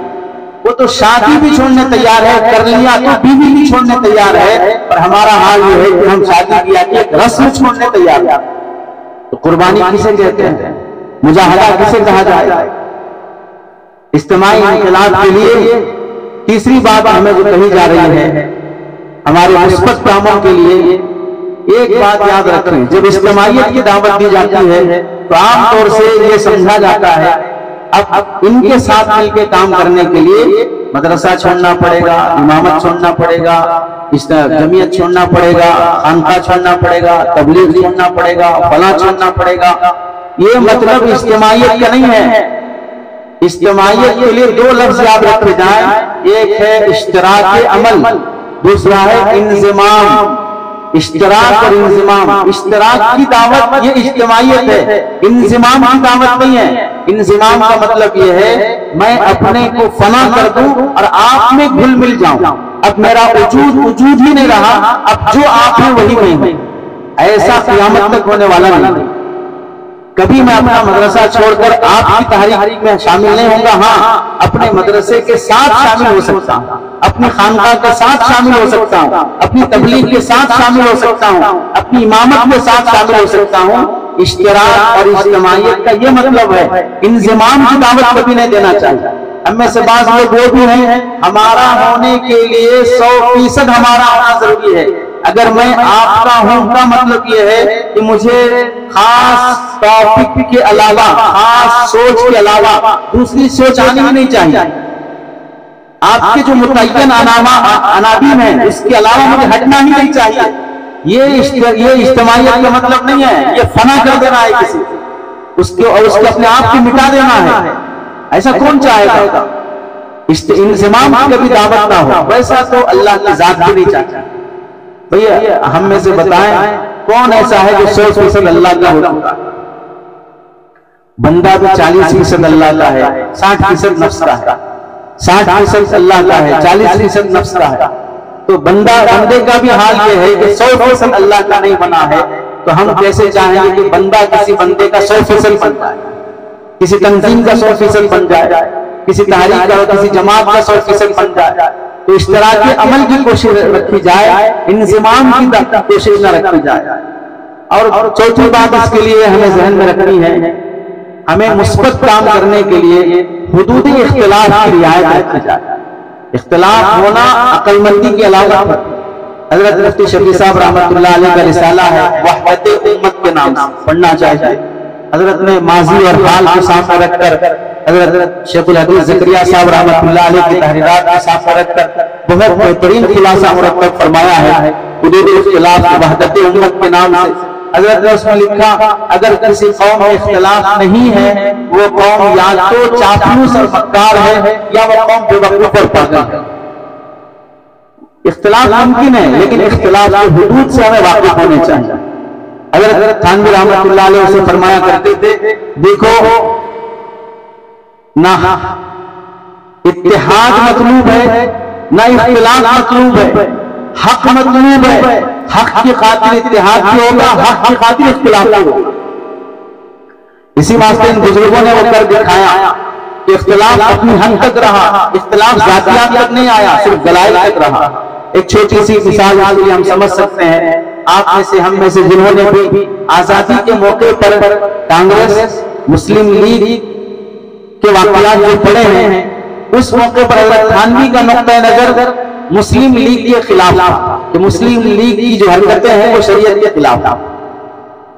حسین احمد مدنی رحمۃ اللہ علیہ مسلم لیگ کے ساتھ دسیوں مضامین اور اخبارات میں کئی میگزین ایسے گزرے نکالے گئے اس زمانے میں جو حضرت تھانوی اور حضرت حسین احمد مدنی کے اختلافات کو اور حضرت تھانوی سے پوچھے جانے والے فتاوا کو مرتب کر کے چھاپا جاتا تھا۔ حضرت تھانوی اور حضرت حسین احمد مدنی کا اختلاف تھا۔ اس زمانے میں حضرت مولانا عبدالباری ندوی رحمۃ اللہ علیہ جن کا ترجمہ قرآن موجود ہے، لفظی ترجمہ، وہ جب بیعت ہونے کا ارادہ کیے حسین احمد مدنی رحمۃ اللہ علیہ کے پاس آئے اور درخواست کی کہ میں آپ کے ہاتھ میں بیعت ہونا چاہتا ہوں۔ بڑے عالم دین ہیں، صاحب قلم ہیں۔ حسین احمد مدنی رحمۃ اللہ نے فرمایا کہ بھائی میں تو سیاسی سرگرمیوں میں مصروف رہتا ہوں، تربیت کا موقع کہاں ملے گا؟ میری رائے ہے کہ تم حضرت تھانوی سے بیعت کرو۔ سیاسی اختلاف عروج پر ہے، مضمون چھاپے جا رہے ہیں دونوں کے۔ اس موقع پر حضرت حسین احمد مدنی فرماتے ہیں کہ تم حضرت تھانوی سے بیعت ہو جاؤ۔ وہ تعجب کرنے لگے، تھانوی سے بیعت ہونے کی آپ رائے دے رہے ہیں؟ حسین احمد مدنی نے فرمایا اللہ کے بندے میرا ان سے سیاسی اختلاف ہے، ورنہ میں تصوف اور تزکیے میں ان کو اپنا امام مانتا ہوں، اور اگر تمہیں شک ہو رہا ہے، اعتماد نہیں ہے، تو چلو میں خود تمہیں لے چلتا ہوں تھانوی کے پاس۔ حضرت مولانا حسین احمد مدنی عبدالباری ندوی کو لے کر تھانہ بھون پہنچے۔ حضرت تھانوی کے سامنے ادب سے بیٹھ کر عرض کیا کہ یہ مجھ سے بیعت ہونے کے لیے آئے تھے، میں نے کہا کہ میرے پاس تو یہ صلاحیت نہیں ہے، آپ سے بیعت ہو جائے، اس واسطے آپ سے بیعت کرنے کی درخواست کرتا ہوں۔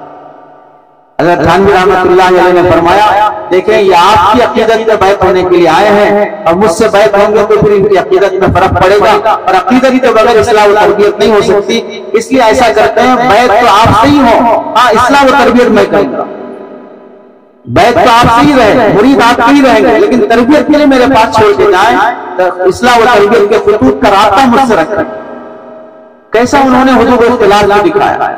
حضرت حسین احمد مدنی رحمۃ اللہ علیہ تھانہ بھون آئے، فجر کی نماز پڑھانے کے لیے حضرت تھانوی نے آگے کیا، کسی وجہ سے سورہ سجدہ وغیرہ پڑھا گیا، اس میں رکوع نہیں ہوا یا سجدے سہو ہو گیا، تو پیچھے جو طبقہ تھا حضرت تھانوی رحمۃ اللہ علیہ کا، جو حد سے زیادہ عقیدت مند، جسے آج کی زبان میں اندھن کہا جاتا ہے، وہ چیمے گوئیاں کرنے لگے کہ آج ہماری فجر کی نماز خراب ہو گئی، سجدے سہو نہیں ہوا یا فلاں غلطی ہو گئی، کچھ نہ کچھ کہنے لگے۔ حضرت تھانوی رحمۃ اللہ علیہ کی خبر ہوئی، حضرت تھانوی نے کھڑے ہو کر اعلان فرمایا، آج کی فجر اللہ نے ان کے پیچھے پڑھنے کی جو توفیق دی ہے، اس فجر کی برکت سے سمجھ رہا ہوں کہ میری ساری زندگی کی نمازیں قبول ہو۔ یہ کن سے عقیدت ظاہر کی جا رہی ہے؟ جن کا سیاسی اختلاف عروج پر ہے، جن کے نوکر چاکر بھی بڑوں کے بارے میں بس جواب کرنے پہ جری ہو گئے تھے۔ ہمیں حدود اختلاف کی رعایت کی ضرورت ہے، اس کے بغیر ایسا نہیں کہ فتنوں کے دور میں کام کرنے کے لیے یہ فلاں بٹن ہے آج کر دو، فتنوں کے لیے کام کرنے کے لیے سارے روبوٹ کھڑے ہو جائیں۔ جب تک اندر نہیں بنے گا، اندر کے بنے کے بغیر باہر کا، اندر کا فرعون جب تک نہیں مرے گا، باہر کے فرعون سے مقابلہ نہیں ہو سکتا۔ اندر کی نفسانیت جب تک فنا نہیں ہوگی، باہر طلب حق اور رضا حق کے جذبے پیدا نہیں ہوں گے۔ اس واسطے حدود اختلاف کی رعایت ضروری ہے۔ پانچویں صفت جسے ہمیں پیدا کرنے کی ضرورت ہے، انفع بننے کی کوشش۔ انفع بننے کی کوشش ہو۔ انفع بننے کا مطلب یہ ہے، ہمارے پاس ایک اصطلاح مشہور ہے، چل رہی ہے چلتی کا نام گاڑی، یہ چھوڑ دیا جائے۔ امامت کیسے چل رہی صاحب؟ چل رہی ہے چلنے چلتی کا نام گاڑی۔ کتابت کیسے چل رہی صاحب؟ چل رہی ہے چلتی کا نام گاڑی، یہ چھوڑ دیا جائے۔ ہم دیکھیں ہمارے مادی دنیا میں پہلے سے بہتر ڈاکٹر آتا ہے، لوگ پرانے ڈاکٹر کو چھوڑ کر اس سے بڑی ڈگری والے کے پاس جاتا ہے۔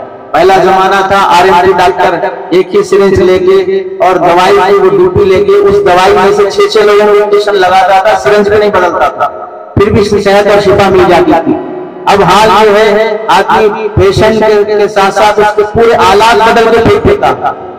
اسپیشلسٹ آ گئے ہر چیز کے، ایک ہی ڈاکٹر پورے جسم کا علاج کر دیتا تھا۔ اب ناک کے لیے الگ ہے، کان کے لیے الگ ہے، آنکھ کے لیے الگ ہے، کڈنی کے لیے الگ ہے، بونز کے لیے الگ ہے، ہر چیز کے لیے الگ ڈاکٹر ہو گیا ہے۔ اسپیشلسٹ کا زمانہ ہے۔ ایسے زمانے میں اگر صاف کہا جائے، پرانے ہتھیار سے نئی جنگ جیتی نہیں جا سکتی، باسی مطالعے سے نئے فتنے ختم نہیں کیے جا سکتے۔ باسی کھانا معدہ خراب کر دیتا ہے، باسی مطالعہ ایمان خراب کر دیتا ہے۔ نیا مطالعہ نہیں ہے، نئی تحقیقات نہیں ہے، نئے فتنوں سے آگاہ نہیں ہے۔ قدریہ فرقہ، جبریہ فرقہ، یہ سارے فرقے جو ہم پڑھ چکے ہیں، معتزلہ فرقہ، اس کی بدلی ہوئی شکل، نام بدل کر، حیت بدل کر، تعبیرات بدل کر وہ ہمارے سماج میں پھیل چکا ہے۔ میں قدریہ، جبریہ، معتزلہ فلاں نام پڑھا ہوں، اس واسطے جانتا ہوں، نئے فتنوں کی نئی تعبیرات سے واقف نہیں ہوں تو فتنوں کا مقابلہ نہیں کر سکتا۔ ہر دن کے نئے تازے مطالعے کی ضرورت پڑتی ہے۔ ناشتہ جس طرح روزانہ ضروری ہے، روزانہ کا مطالعہ ضروری ہے۔ اس کے بغیر، انفع بنے بغیر، تازگی کے بغیر میں مقابلے کے قابل نہیں رہ سکتا۔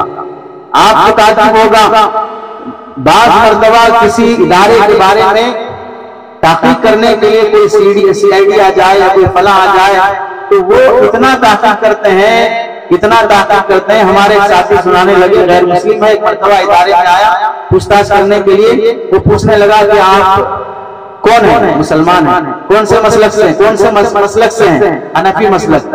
حنفی مسلک میں آپ دیوبندی ہیں کہ بریلوی ہیں؟ میں دیوبندی مسلک سے ہوں۔ دیوبندی مسلک میں ہیں تو پھر آپ تبلیغی ہیں کہ تبلیغی نہیں ہیں؟ تبلیغی ہیں تو آپ سین سے ہیں کہ شین سے ہیں؟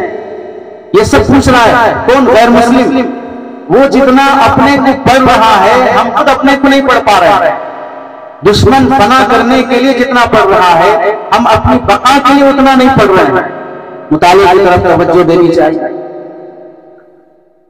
اس کے لیے ہم احساس دلانے کی خاطر کہتے ہیں کہ بھئی نسبت کافی نہیں ہے کاموں کے لیے، مناسبت ضروری ہے۔ نسبت کافی نہیں ہے ترقی کے لیے، مناسبت ضروری ہے۔ نسبت کا مطلب کیا ہے؟ میں قاسمی ہوں، میں ندوی ہوں، میں مظاہری ہوں، میں شاہی ہوں، میں رشادی ہوں، میں فلاں ہوں، میں باقوی ہوں۔ یہ نسبتیں کافی نہیں ہیں۔ نسبتیں آل بیت سے بھی کافی نہیں ہو سکی۔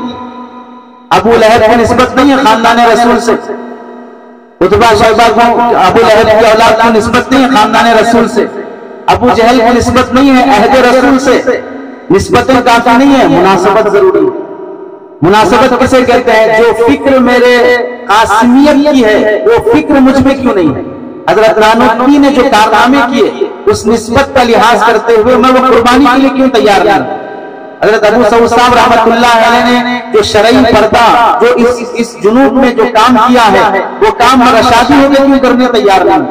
حضرت ندوی ہونے کی نسبت حاصل ہے تو میں حضرت علی میاں رحمۃ اللہ علیہ کی قربانیاں اور ان کی فکر کے لیے کیوں تیار نہیں ہوں؟ تو نسبت سے آگے مناسبت پیدا کر، ان بزرگوں کو پڑھیں، ان کے کارناموں کو پڑھیں تو ہمارے اندر وہ جذبے پیدا ہو سکتے ہیں کہ ہم کچھ کام کر سکیں۔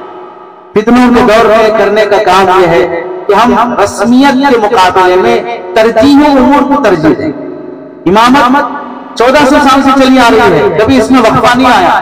امامت کو میں کیسا نافع بنا سکتا ہوں، امامت کو میں کیسے قیادت بنا سکتا ہوں، امامت کے ذریعے سے میں صرف مسلح کا امام نہ رہوں بلکہ پورے محلے کا امام بنتا ہوں، میں کمیٹی کا امام نہ رہوں بلکہ پوری کمیونٹی کا میں امام بنتا ہوں۔ یہ جذبہ میرے اندر کیوں نہیں آ پا رہا؟ میرے تابع ہو کر جھکنے اور سجدے میں جانے والی قوم مسجد کی چوکھٹ کے باہر مجھے کیوں تابع کر رہی ہے؟ خود متبوع کیوں بن رہی ہے؟ مقتدی کیوں بن رہی ہے؟ میرے 5 وقت میں میرے پیچھے جھکنے والی قوم شریعت میں، نماز میں، معاشرت میں، تجارت میں، اخلاق میں، تقوی طہارت میں، ہر چیز میں یہ میری اقتدا کرے گی، میں ان کا مقتدی رہوں۔ ہر چیز میں یہ میری اقتدا کرے گی، میرے اخلاق قابل اقتدا رہیں گے، میری تجارت قابل اقتدا رہیں گے، میرے معاملات قابل اقتدا رہیں گے، میری نماز میں تکبیر پر یہ جھکتے ہیں، میری تجارت کے مسائل پر بھی یہ جھکیں گے، میری معاشرتی حسن سلوک پر بھی یہ جھکیں گے۔ وہ صفت میرے اندر پیدا ہونے کی ضرورت ہے۔ ترجیحی کام، امامت ایسے نہ ہو کہ جس سے خود مقتدی بیزار ہو، امامت کے ساتھ ساتھ پوری قوم کا دل جیتنے کی کوشش۔ حضرت مولانا محمود صاحب رحمۃ اللہ علیہ بڑے بزرگ گزرے ہیں پڑوس ملک کے، ان کے پاس ایک صاحب آئے، 20 سال سے امامت کر رہے تھے، کمیٹی نے نکال دیا۔ حضرت کے پاس آئے، حضرت درخواست کی فرما دیں آپ سے بڑے مانوس ہیں وہ لوگ کہ دوبارہ رکھ لیں۔ تو حضرت نے پوچھا 20 سال میں کیا محنت کی، کتنے لوگ تمہارے ساتھ کھڑے ہوئے؟ تو کہنے لگے 2 آدمی میرا ساتھ دے رہے ہیں۔ تو حضرت نے کاغذ پہ لکھا کہ یہ امام نکال دیے جانے کے ہی قابل ہے، جو 20 سال میں 2 آدمی پیدا کیا اور 20 سال رہے گا تو 2 ہی پیدا کر سکے۔ 20 سال اگر محلے میں دکان چلے کتنے گاہک اس کے ہو جاتے ہیں، کتنے ریگولر گاہک ہو جاتے ہیں۔ 20 سال اگر محلے میں حجام صاحب چلے کتنے اس کے ریگولر گاہک ہو جاتے ہیں۔ 20 سال سے میری پورے مسجد پورے محلے میں امامت ہے لیکن 20 بندے بھی میرے تیار نہ ہو سکے جو میری آواز پر کھڑے ہیں۔ یہ ترجیحی سوچ کی ضرورت ہے کہ میں اپنی امامت کے ساتھ، اپنی خطابت کے ساتھ، اپنی تدریس کے ساتھ زمانے اور حالات کے تقاضوں کو سمجھتے ہوئے کن کاموں میں مجھے حصہ لینے کی ضرورت ہے، یہ ترجیحی امور کی ضرورت ہے۔ تقاضوں کو پورا کرنا چاہیے، خلا پورا کرنا چاہیے، ہمیں تقابل کو نہیں آنا چاہیے۔ مدرسے کی ضرورت کافی ہوگی، اب مجھے اسکول کھولنے کی ضرورت ہے۔ ایسا نہیں کہ ایک ہی محلے میں 4 مدرسے ہیں، مدرسہ کھولنے کی ضرورت ہے۔ ٹھیک ہے، بچوں کا مدرسہ چل رہا ہے، میں جوانوں کا کھولوں گا۔ شرابیوں کے لوگ مدرسے کھول رہے ہیں، زانیوں کے لیے مدرسے کھول رہے ہیں، نو مسلموں کے لیے مدرسے کھول رہے ہیں۔ اسلام میں آنے کے بعد ان کا ٹھکانہ کہاں ہے؟ شراب سے توبہ کرنا چاہ رہا ہے تو طریقہ اصلاح کیا ہے؟ زنا سے توبہ کر کے پاک دامنی سے گزارنا چاہ رہی ہے تو اسے سہارا دینے والا کون ہے؟ تو میرے لیے ترجیحی امور کو سوچنے کی ضرورت ہے۔ ترجیحی امور سے آدمی مجدد کہلاتا ہے، ترجیحی امور سے آدمی ایک انقلاب پیدا کرتا ہے، رسمیت سے آدمی فنا ہو جاتا ہے۔ اس واسطے اس کی ضرورت ہے۔ اور آخری بات یہ ہمیں سوچنے کی ضرورت ہے، حدود اجتماعیت کی خاطر ہم اپنے ذاتی اور جزوی مسائل کو اس طرح قربان کر دیں کہ ہماری اجتماعیت پر حرف اور داغ آنے نہ پائے، چاہے میری اس میں انا کا فنا ہو جائے، میری انا فنا ہو جائے کوئی مسئلہ نہیں ہے، لیکن اجتماعیت پر داغ نہ آئے۔ آپ دیکھیں حضرت مولانا قاری طیب صاحب رحمۃ اللہ علیہ کے بارے میں لکھا ہے، ممبئی میں ایک مرتبہ پروگرام تھا مسلم پرسن اللہ پر، حضرت مولانا خلیل الرحمن سجاد نعمانی صاحب برکاتہ نے الفرقان میں لکھا 2020 یا 19 میں، تو اس میں حضرت نے واقعہ ذکر فرمایا کہ پورے مسلم پرسن اللہ میں تمام مسلکی نمائندوں کی نمائندگی تھی اس میں بریلوی مکتبہ فکر کے ایک بڑے مولانا اس میں شریک ہونے سے تیار نہیں ہوئے. اب صدارت کا مسئلہ ہے، فلاں ذمہ داری کا مسئلہ ہے، اور پوری مسلم پر صلی اللہ کی نمائندگی کا مسئلہ ہے سیاسی قوم کے ساتھ. تو حضرت قاری طیب صاحب رحمۃ اللہ علیہ اس موقع پر ان عالم دین کے گھر پہنچے. بریلوی عالم کے اوپر دروازہ کھٹکھٹایا. سلام مصافحے کے بعد حضرت نے اپنی ٹوپی پگڑی نکال کر ان کے پیروں میں رکھ دیا کہ قاری طیب اپنی ہر چیز آپ کے قدموں میں رکھنے تیار ہے، امت کی اجتماعیت کی خاطر. مسلم پر صلی اللہ کا مسئلہ ہے، دیوبندی اور بریلوی مکتبہ فکر کا مسئلہ نہیں، پوری امت کا مسئلہ ہے. خدا کے واسطے آپ جلسے میں شریک ہوئے. جب وہ شریک ہوئے حضرت نے اس تواضع اور قربانی پر، تو صدارت کا جب مسئلہ آیا کہ بھئی کون صدر رہے مسلم پر صلی اللہ ووٹ کا، تو یہی بریلوی عالم دین کھڑے ہو کر سب سے پہلے ووٹ ڈالا کہ میں قاری طیب کو اپنا صدر مانتا ہوں. اپنی انا کو فنا کرنے پر قیادت نصیب ہوتی ہے، اپنی انا کو فنا کرنے پر آدمی کو مقتدیت حاصل ہوتی ہے. ہم اسے تیار نہیں، میں جھکنے تیار ہوں، حتیٰ کہ اپنے بڑوں کے سامنے جھکنے تیار ہوں، اپنے استاد اور شیخ کے سامنے جھکنے تیار نہیں ہوں. تو پھر اجتماعیت کیسے حاصل ہوگی؟ یہ اجتماعیت ضروری ہے ہم فتنوں کا مقابلہ کرنے کے لیے. فتنہ میرے گھر کا نہیں ہے، فتنہ دین اور شریعت کا، اور میں اس کا محافظ ہوں، شریعت کا ترجمان ہوں. تو ہم سب کو مل کے کام کرنا ہے، اور مل کے کام کرنے کے لیے میرے اندر مطالعہ بھی چاہیے، تواضع بھی چاہیے، بیدار بازی بھی چاہیے، انا کو فنا کرنا بھی چاہیے، میرے اندر اجتماعی صفات کی خوبیاں بھی چاہیے. اس کے بغیر میں اس فتنے کا مقابلہ نہیں کر سکتا. تنہا سفر نہ علمی ہوگا نہ زمینی ہوگا. تنہا سفر سے تو آپ علیہ السلام نے بھی منع کیا ہے. تنہا فتنوں کے مقابلے سے آدمی کی زمین چھن جاتی ہے، امامت چھن جاتی ہے. تنہا ایک آدمی کھڑے ہو کے کسی بھی فتنے کا مقابلہ کرے، فتنے والے اتنے مضبوط ہو چکے. ارے بھائی فتنے والے تو چھوڑیے، دیندار طبقے کا یہ حال ہے کہ اس جماعت کے بارے میں کوئی بولے تو وہ جماعت اتنا منظم پلان کر لیتی ہے امام کو اس مسجد سے نکالتا. اس جماعت کے بارے میں بولے تو اتنا منظم پلان کر لیتی ہے کہ امام کو مسجد سے نکالتا. تو زمین ہاتھ سے چھوٹ جاتی ہے، میدان ہاتھ سے نکل جاتا. تو اس واسطے اس طرف توجہ دینی چاہیے.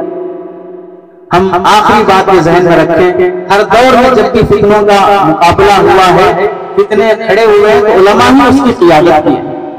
سیاسی لیڈر نے کبھی فتنوں کا مقابلہ نہیں کیا.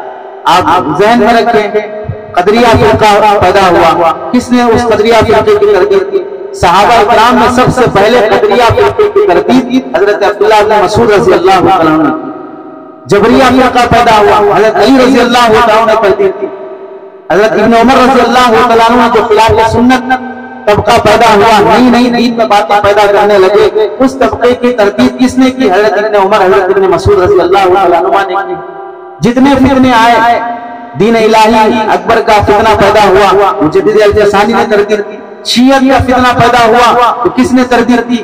عیسائیت کا فتنہ پیدا ہوا تو ہم سب جانتے ہیں رحمت اللہ کیرانوی رحمت اللہ، کیرانہ کے رہنے والے، یو پی کا چھوٹا سا دیہات ہے کیرانہ، آج بھی دیہات ہے.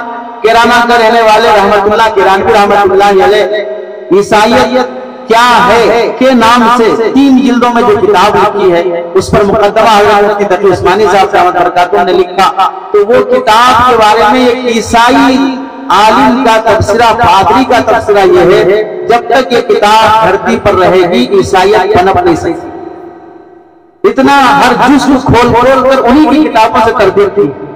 تو ہر زمانے میں فتنے جب بھی پیدا ہوئے ہیں، علماء دیوبند ہی علماء ہی کھڑے ہو کر اس کے لیے ان فتنوں کا تعاقب کیا. تو فتنوں کا تعاقب ہماری ذمہ داری ہے. ان فتنوں کے تعاقب کے لیے ہمارے لیے کرنے کے کام یہ ہے. خلاصے کے طور پر 2 بنیادی کام ہم توجہ رکھیں. عملی طور پر اپنے مساجد کے دروس کا اہتمام شروع کریں اور اپنے گھر والیوں کو تعلیم دینے کی توجہ دیں. آپ کا گھر آپ کے محلے کی خواتین کی دینی تعلیم و تربیت کا مرکز ہے. ہم جیسے امام ہو کر مردوں میں رہبری کا اللہ نے ہم سے کام لے رہا ہے، ویسے ہماری گھر کی خواتین ہمارے محلے کی خواتین کے لیے مقتدا کی حیثیت ہے. ہماری گھر والی کے پردے کو دیکھ کر وہ پردہ سیکھے، ہماری گھر والی کی زبان کو دیکھ کر وہ زبان سیکھے، اخلاق کو دیکھ کر وہ اخلاق سیکھے. قرآن کو سن کر وہ قرآن سنیں، تو اپنے گھر والیوں کی تربیت کی توجہ دیں، عالمہ بنائیں، آن لائن کورس سکھائیں۔ آج کل ماشاءاللہ آن لائن کا کافی نظام چل رہا ہے۔ حضرت پیر صاحب دامت برکاتہم کا ای معہد چل رہا ہے، 14,000 بچے پڑھ رہے ہیں، 30 70 80 ملکوں کے سے 14,000 ڈاکٹرز اور انجینئرز علم حاصل کر رہے ہیں۔ دبئی جا کر آف لائن ایگزام دے کے آ رہے ہیں، بڑے بڑے ادارے آن لائن چل رہے ہیں، 3-3 4-4 ہزار کے۔ ہم وہاں بھٹکل گئے تھے، وہاں پر دیکھا حافظ القرآن آن لائن ایک شعبہ چلتا ہے، 4,000 بچے پڑھتے ہیں روزانہ۔ پورے ملکوں کے لحاظ سے شفٹنگ وائز وہاں پر علماء کی تدریسی کا نظام رکھا، تدریس کا نظام ہے۔ 8 گھنٹے صبح سے 8 بجے سے لے کے 4 بجے تک، پھر 4 بجے سے رات کے 1 بجے تک، 1 بجے سے پھر صبح 6 بجے تک، پورے 24 گھنٹے ترتیب ہے۔ جس ملک میں بھی پڑھنا چاہو انہیں تجوید سکھایا جائے گا۔